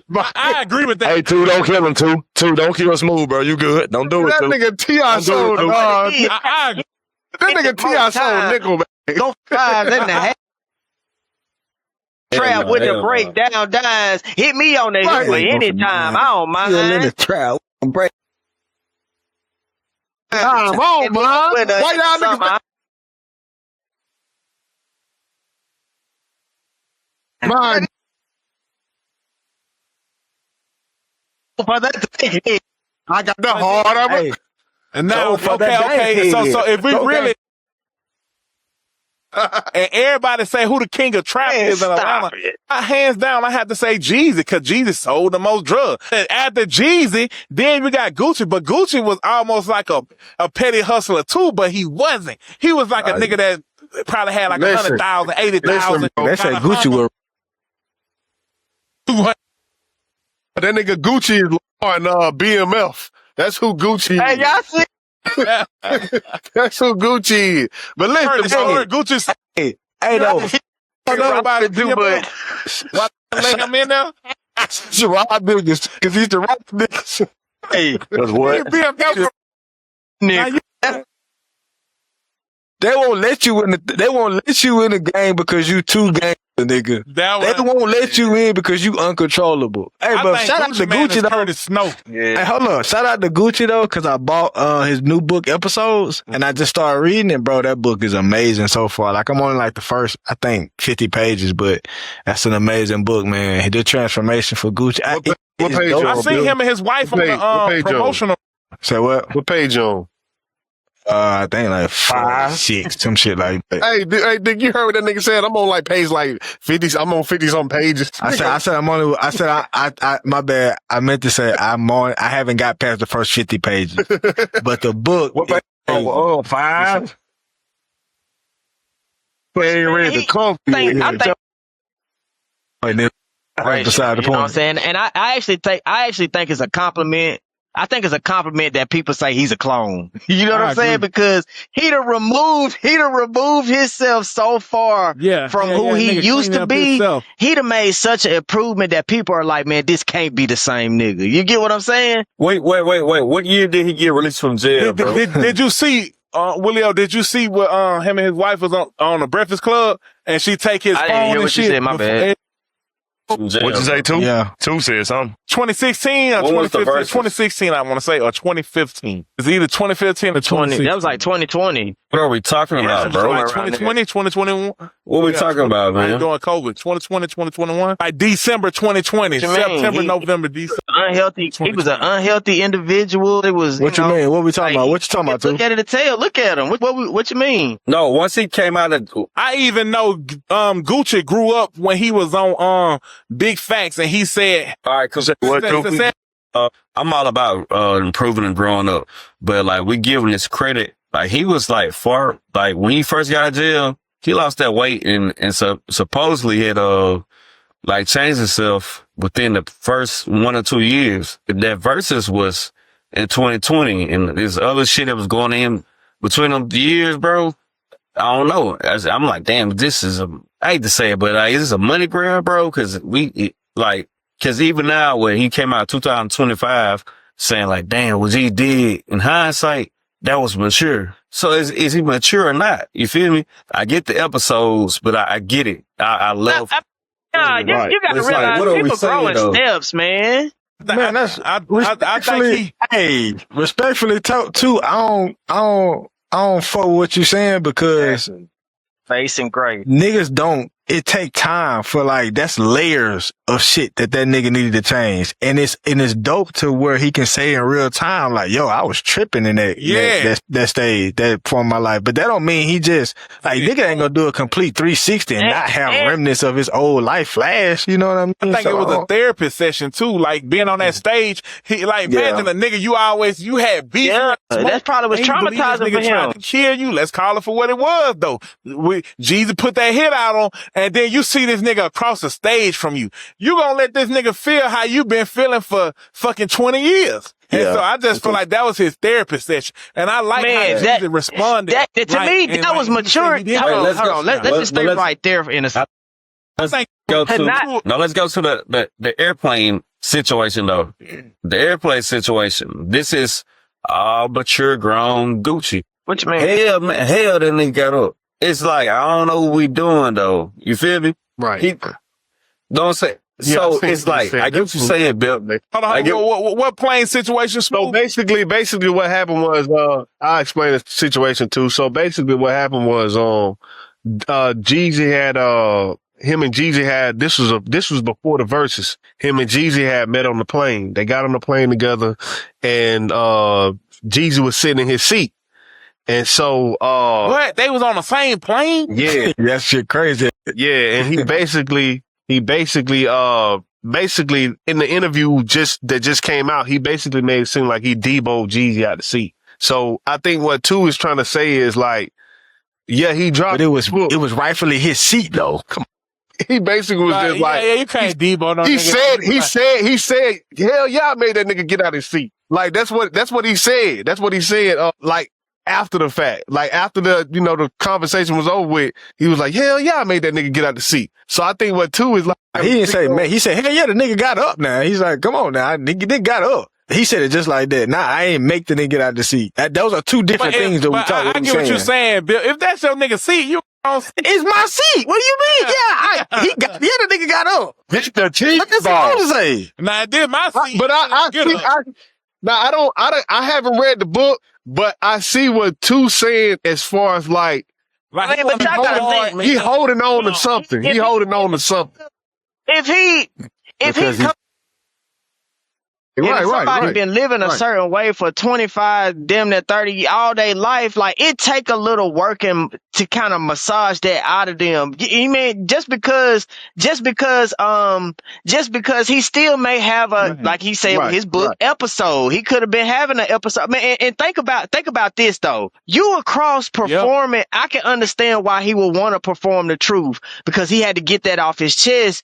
And man, imagine your nerves, your energy. This person could possibly had you killed that day when you probably was just trying to, just have a little fun with a female or whatever the case may be. And next thing you know, somebody in there with guns on you, and you like that's scary. That's traumatizing. That's a lot to deal with. You know what I'm saying? So fact. He probably felt the way up there.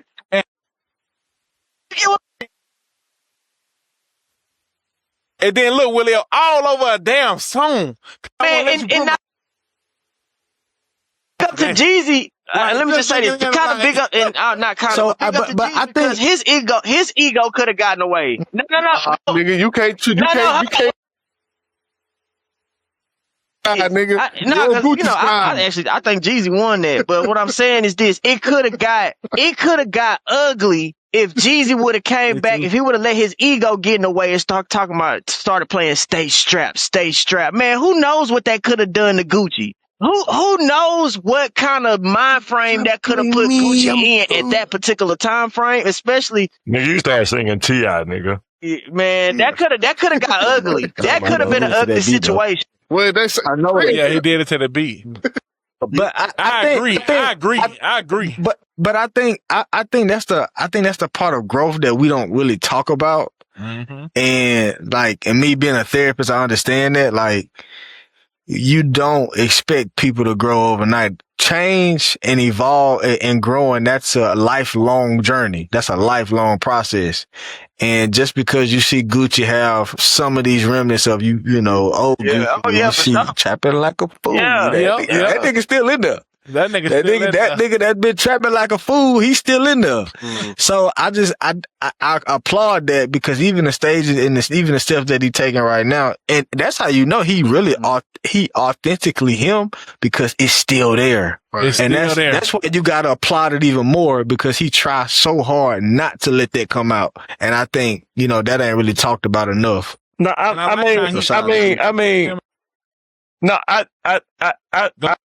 I see but I understand you the therapist, so you taking it from there. Get your point off. Hold on. What the hell I say? I ain't gonna say shit. Anyway, go Chiefs. I know. Go Chiefs. But anyway, but I feel what Two's saying is, because y'all, it's not like we not saying the nigga ain't grow or nothing like that. Because this is why I think Two alluding to is mainly y'all. The nigga getting so much praise, like, T. Will was just giving like, I admire his change and blah, blah, blah. And 2 points like, well, did the nigga really change? Like, we ain't saying the nigga don't have to go through a process. We get that. But it sounds like the process ain't been processing. Nigga basically you damn near just bragged, or however you want to say that you did it. He got out in 2016. then 4 years later with the damn thing, you make a nigga get out your seat. If you mature, Turn your mic around, Dink. yeah, I know it start falling. My thing, if I'm maturing, this me maturing. This me maturing. We getting money. And everybody got their own ways, but I'm just telling you, if I'm maturing and a nigga that we quote unquote got beef with, and he in my seat, but I see 10 other seats, you know what? They ain't how no plane work though. He gotta get up out that nigga seat. No, I'm not saying stuff that ain't even realistic. That is your assigned seat on the airplane. My bad. What they on the Spirit flight? That's what y'all saying? Is what 100 other people on that bitch? Delta. The way they described it, that was Gucci Mane's seat that Jeezy was sitting in. He was like, man, he actually said, bro, I know this man. You know what I mean? Like, he actually didn't want to have that altercation. But it's your assigned seat. What else are you supposed to do, nigga? I'm saying though, the way he said that, see, you trying to make it sound like I went to looking like, Man, we talking about hood niggas though. How else they hey, gonna sorry, Jesus, this is my seat, man. You know, I would go sit somewhere. I'm not talking about. Listen, I'm not talking. Just T-Will. You keep saying about where the man came from. I ain't disagreeing with that. I ain't lying to you saying that it's gonna take some time to change, but the fact that y'all giving the nigga so much kudos, it was 4 fucking years. If I told you that, hey, dang, shit, y'all see my inconsistent body ass. If I'm telling you, hey, look, I'm working out, every time y'all see my ass, y'all say, damn, you look the same. What the fuck you been doing? Exactly. It's to the same scope. It's like, damn, nigga, you say you gonna look, you stay the same. You don't look the same though. Good. That's like, even literally, he don't.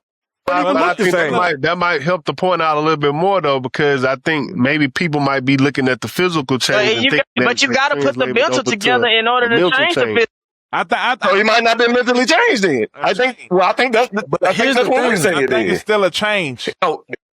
Sure.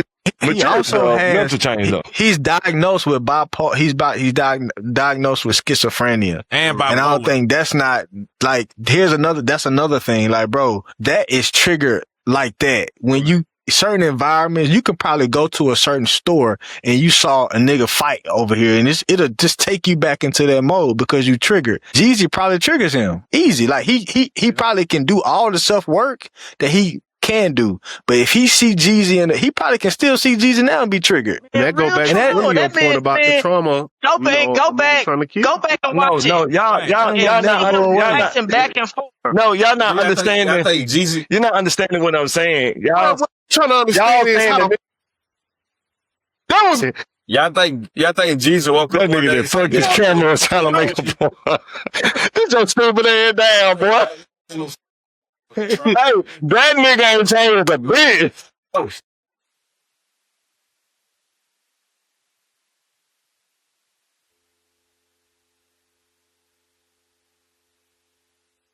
Now I want some little stupid ass. I do believe Gucci in the front place. Sure. We were asking the biggest trap rappers, Kingpin rappers.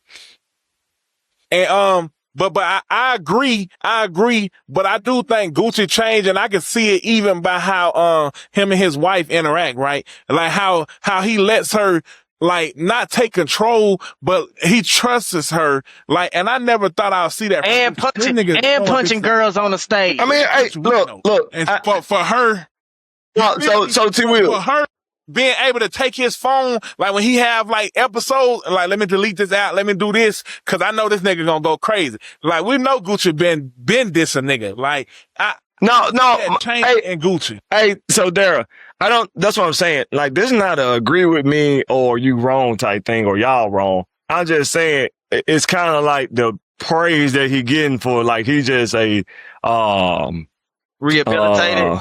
What's the word? What's the word, Bill? Rehabilitated? Rehabilitated human being. And he was but still, he is, and I'm not saying that he is or he ain't. That's why I said this not a agree with me or disagree with me type of thing. You think he is though? This not a agree with me or disagree with me type of thing. What I think Two's saying and what I'm kind of agreeing with what Two's saying is that, like, damn, y'all, he getting all this praise, but he doing some of the same shit that we was doing 4 fucking years ago. He also, all the shit. I think that's a tip of the iceberg though. But I think like if you look underneath and you see that big ass piece of the iceberg, like that's what niggas negating. Like, bro, Gucci man But Right, he not nobody no doing more. drugs. Not He robbing no nobody. drugs. The music. He not Come on on, lean man. no more. Okay. He ain't sloppy no more. LeBron James ain't dunking like he used to no more. He ain't shooting the bitch like he used to no more. He involved. Is that maturity? LeBron has evolved. Yes. Is that maturity? Whoa. Is that maturity or nigga I'm too old for that Good, shit? 60 years old. Still I would like to still do that. don't mean nothing. No. Cause look, Big U, right? Bro, that don't take no physicality, T Wills. You just smoke. Big U. What about Big U, Dink? That's my answer to what you saying. Big U was 60 years old. Be I living don't know, for a this nigga long T. time and Williams. still be in the hood doing stuff. Big U is 60 years old, still gang banging, extorting niggas, robbing niggas, getting niggas killed. Big U is still 60 years old. Oh, It's still Big U is Tom Brady. That's what I'm trying to tell Whack you. 100. Whack 100 still on game time. Big U is Tom Brady, and that's what I'm trying to tell you, bro. Them one of ones. I'm not saying that. I'm just saying. I ain't telling you But to Gucci, agree with. if he want to be on that, he could be on that. He's a one of one. But that's what I'm telling you. He is on that. That's what I'm trying to say. Man, he not on that. Even Gucci say he cut off all his friends. Gucci say he cut off all his friends for taking advantage of him, for him giving them jewelry and money. And from a street nigga culture, that's what you supposed to do. Put on your niggas. Like, involved in every sense. Like, if you come up from the street with these niggas, like he's saying these niggas were taking advantage of. I ain't never heard no street nigga say that. Street nigga say, we came up together, I'm finna give you money too. I'm gonna give you change too. I'm gonna take care of the whole game. That's a street nigga culture. Gucci say, I cut off all Hey, there. human beings. Hey, there. So I agree with what Bip saying, like, cause shit, we had to do the shit with CPS.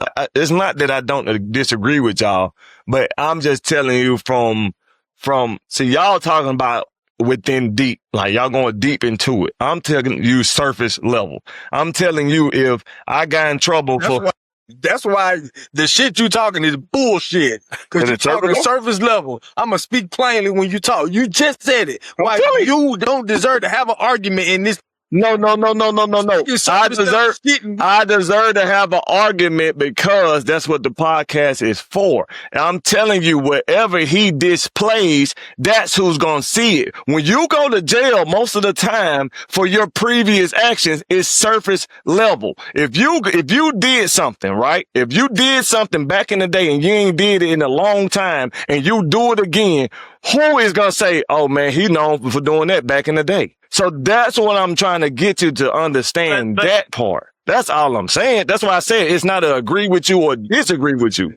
That's what I'm saying. It's not an argument. That's why you're taking it wrong. It's not an argument. I was just trying to see you what two were saying as far as that point of view. It's like everybody time he getting so much praise because we're just doing some of the same stuff y'all giving him praise for. That's what he's saying. That's why I'm not here to tell you he right or he Take it further. You got it? If he hadn't changed, Shit, nah, G if he'd still be back and forth in jail. You've seen him being flying straight since he got out. Now, of course, man, you got to realize that guy that boogeyman person that they say he is still in him. You just not gonna just turn that off. And he's only been out for a few years. 4 years? 4 or 5 years? That stuff ain't still in him.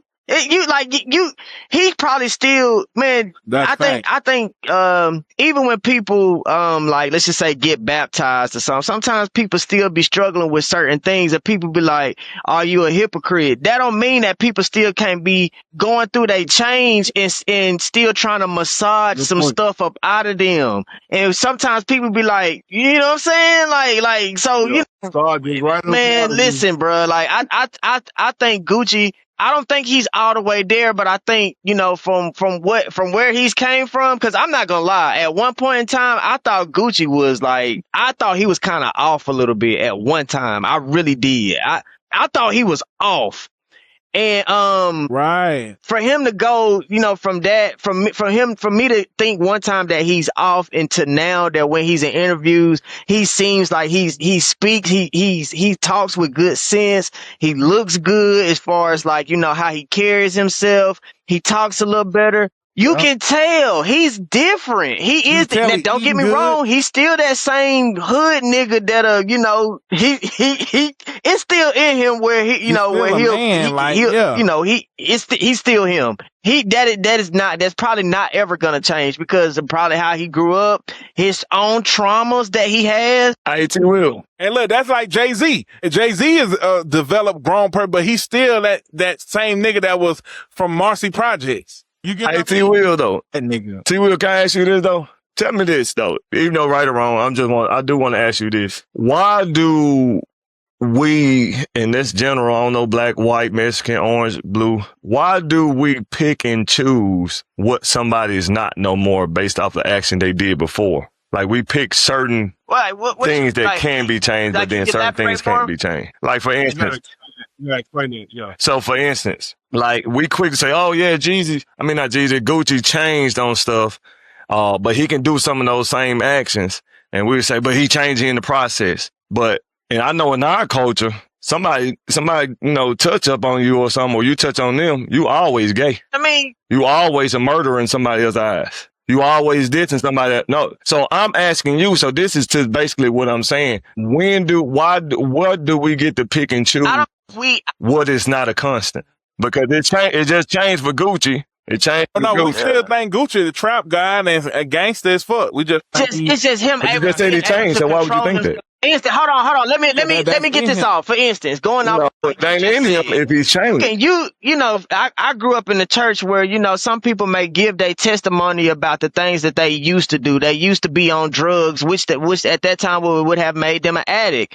But if you was able to change your life for God, let's just say, that for instance, people tell you that I don't do that no more. I used to prostitute myself, or that don't mean that they're a hoe now because they don't do that no more. They changed, and they may say that's what I used to be.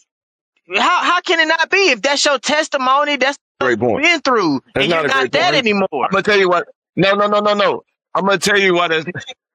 No, I'm gonna tell you why that's not a great point because you didn't answer my question. I'm asking why is it what you're saying is an example of what the same thing you were talking about with Gucci. And that's what I was talking about with Built. That's why I call it surface level. That's why I say it's not bullshit. Because as a population, we pick certain things that's a constant and we pick certain things that can be changed as a population. That's white, black, orange, blue, green. And I'm asking you, why is that? Why is it certain things that can be changed, but then certain things that can't be changed? Because if you everything can be changed. Well, I mean, not in the public eye. And I'm asking you that because if you rape somebody, guess what you're known as for the rest of your life? If you touch a kid, you're forever a pedophile. You're forever. Even though you say, bro, I ain't no shit. Not if you change your environment. Daryl, get the fuck out of here. Cause if you own a business, Trust me. you own a business and you had a school, would you hire that pedophile? Even though he been 17 years clear. I'm gonna give you an example. Listen to me. If the pedophile moves to South Africa and they don't know about his crime that he did in America, he's not a pedophile anymore because he changed his surroundings and he changed his environment. Well, that's why I asked you earlier, the population. I didn't say you didn't change it. I said our population. I didn't say if you go recreate yourself in a different country, of course. But that's why I say I think everybody can change and transform. No, I didn't. I'm not asking you. That's why I'm talking about surf. I'm asking you, why is that? That's why I'm going back to my point. Cause I was being mature when Bill said my shit was bullshit. Cause I should have roasted this stupid ass. But that's why I was. Hey, hold on, Dink, my bad, bro. I hold on, y'all. My bad, Dink. I ain't mean to call your point bullshit like. I know, Bill. I'm talking for the shit. I know you ain't talking like that. Nah, but watch your mouth. And to answer your question in terms of why something. You want to do it? Do it over Gucci, man. Yeah, we need to. Hey, we got to move on. I think we on the new topic. I got 15 minutes left, bro. I think this is a topic for you, Bill. I'm not talking about Gucci no more. Now I'm talking about as a population. Why you think there are constants and then there are changes? Because we small minded as a society. Elaborate. Well, because I got built. Let go. no, you don't. I'm just trying to. I know. I really ain't said shit to get you. But Nah, we just small-minded, man. I'll just keep it at that. Like, we small-minded, and when it's, like, we don't give people any room to grow and make real evolution in a lifespan. And it's like the book, The Scarlet Letter, right? Like once you determine your faith or you determine a pathway, people just always label you that pathway. But that's why you have to change your environment. So like, say for instance, right? Like growing up, right? You could be the smartest motherfucker. You probably was like, just say for instance, a person was a nerd, right? But then he don't like that. Everybody know him for a nerd. Then he moved to California and joined gang culture. A lot of people.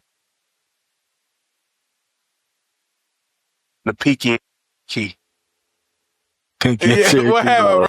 They moved to LA. Well, yeah, you feel me? And get turned out. Like, bitch can be the most perfect girl in high school and go off to college and be the biggest hoe. Like, they change your environment. You could be a new person. hey, Daryl, to your point though, Your old environment gonna always see. hey, Daryl, to your point, it's that. Talk to me, Dean. You say what, Smooth? I'm built. Hey, to your point though, Daryl, that shit's so funny. And I ain't gonna say her name. I ain't gonna say her name at all. But Bill met her, and she from my hometown, Bill. And they, she came to the crib. The fine one, light skin, but was going in high school.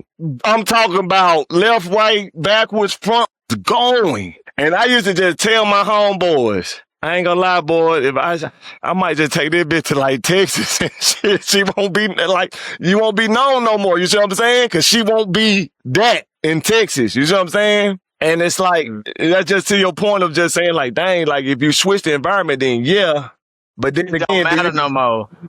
Yeah. I can't hear you, Smooth. Yeah. Problems don't matter in your new world. Cause I be if I had home by side. Yeah, that's a good point. That's a good point. Because like, let's just say, But why? let's just say you get, let's just say you live in what he's trying to say is, let's just say you live in a small town and Still small. Still can't hear you, Smooth. you live in a small town and you meet this girl and she's bad.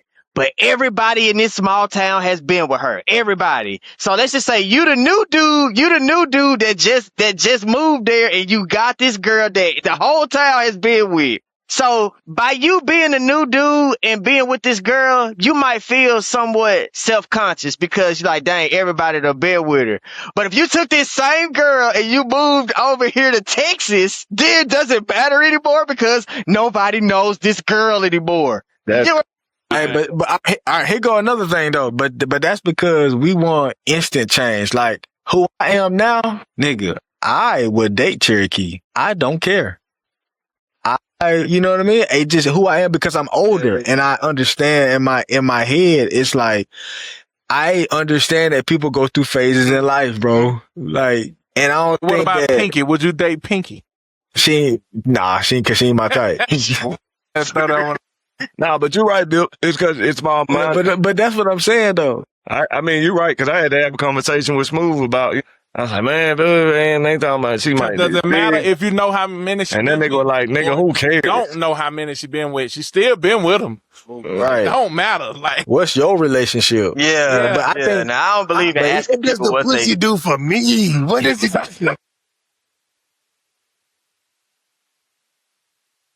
it's my turn now. Hey, that's what it is. Life all about turns, boy. It's my What does it do turn for now. me? Yeah. Hey, y'all still ain't Hey, really. y'all No. niggas can't get Cherokee?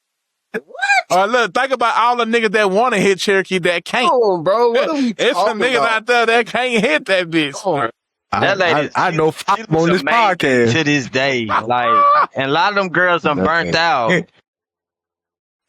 I know 5 niggas on this podcast that I can name right now that Talking about. Yeah.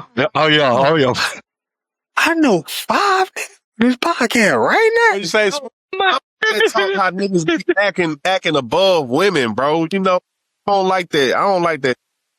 wait, give an example, Smooth. Give an example. Like, you know, People when, know what when you're a nigga, saying. like, just talk about, you know, like how, you know, if a woman got a body count, you know what I'm saying? And it's like, oh, man, that bitch a hoe, da da da da. bro. Like you ain't sleep with 200 girls. Yeah, like I don't even ask that question. I don't even want to know. I don't think it's that either, though. But go ahead. Not the fact of sleeping with 200 girls, but dog, you don't know what your girl has, who she done been with. Just because you might know somebody's history, just because you don't know somebody else's history, don't mean that they ain't been involved in the same activity. Right. Yeah. That shit. And look, I don't even ask that question. Like I don't even give a fuck about Yeah, that's one That thing just I don't worry always like. yourself. Why does that matter? That'll make you worry. If we with me, like that, it don't matter. No, whoa. No, I'm not gonna say it don't matter at a certain age. When we were younger in our age, and you are out there dating, huh? You probably care more, yeah. Yeah, you care more because you had that because it ain't necessarily like the surface level of it shouldn't worry. That shouldn't really matter. It's really the underneath. It's like, dang, hold up, what's going on underneath that? The fact that you had to sleep with so many. Nigga, now you want to be on the surface level? Yeah, you get to change and you get to change and have conscience. That's what I'm trying to tell you, nigga. Let me ask you. Now you want to be on the surface? But then is that even a question? He got on a bandana. Even ask. Now that's one thing I do. I kind of agree with girls with when they be like, "Why you even asking?" I don't even think that's something you should even ask. But that's more so us dealing. Yeah. Right. Yeah. Like, damn, you had 1,000 niggas and I'm 1,001. Now, look. Hey, now let's stop capping now. Now, if we do know some history, that is a. No, I'm not saying like all the history don't matter, but I'm just saying like, especially if it's a woman like that I don't know and she don't know these guys and this, that, and third.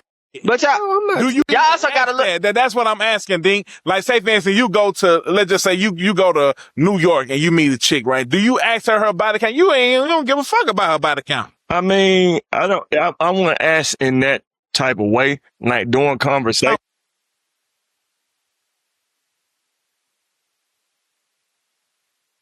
You meet Ice Spice. No, see, that's what I'm saying. It wouldn't come out like an interview question. It would come out like, say if I'm dating a chick or something like that, and then it like a chick you don't know. Like you talking about I'm getting to know her, right? Yeah, but you don't know her prior. You don't know. Right, but you got time out. So let's get some understanding. A chick I don't know what I'm just messing around with. Yeah, I don't care. No. You're trying to date her. Okay, so if I'm trying to date her, let's say at the age, let's go by age. At the age of 20, if I did ask you that, the reason I'm asking you that because like, dang, hello, so many before the age of 20. But now if if I wasn't married, I'm dating a lady. And I ask you your body count, or not in the way of asking your body count, I won't be asking because of you sleeping with somebody. It'll only be because of the discipline and the discipline you have and the discipline that you probably lacking, and also why you felt the need to sleep with so many guys. Are you not getting? How would you ask it? I want you to ask. It wouldn't ask the podcast. Show the podcast how you would ask. I want to know the exact question. You can't. Yeah. It's hard to. What? It's hard. Yeah. No, I want to, cause I don't even see how you can ask that question. So that's what I'm about to say. That's what I'm about to say, Daryl. So it's not a necessary ask question. It's sometimes it can happen in a game. It can happen indirectly. And like, you see what I'm saying? It's not like, hey, damn, you know what? I meant to ask you, what's your body count? Yeah. No, it's not that. No, it's not that. How you even get to? No, it's not ever that. And even when I was younger, hell no. I mean, I got married late 31, so yeah, so no. So that's what I'm saying. No, even at a young age, I still wouldn't be direct with that. But getting married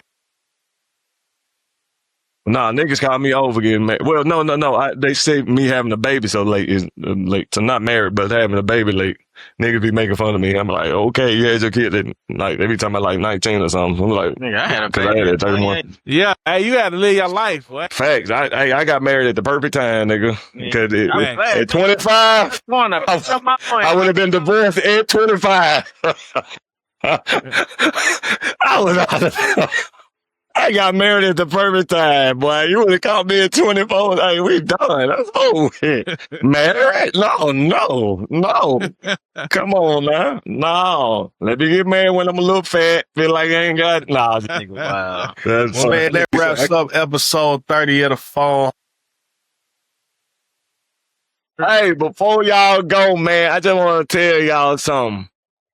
I told y'all. We finna talk about sports, nigga. We finna talk about sports, nigga. But you ain't even here. Man, bro, we got to keep rolling, bro. Got to keep rolling, bro. Next one episode. All right, T. Will. Nelson. All right, y'all, boy. T. Bill Stan. Hey, Ole Miss. Bill got his ass. Ole Miss going to the playoffs. How this nigga Bip gonna leave and he was talking shit about Ole Miss? And he wearing a fucking jersey. I'm out, y'all. All right, boy.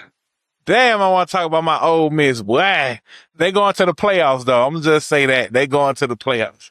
We good. All One right, loss is still good enough.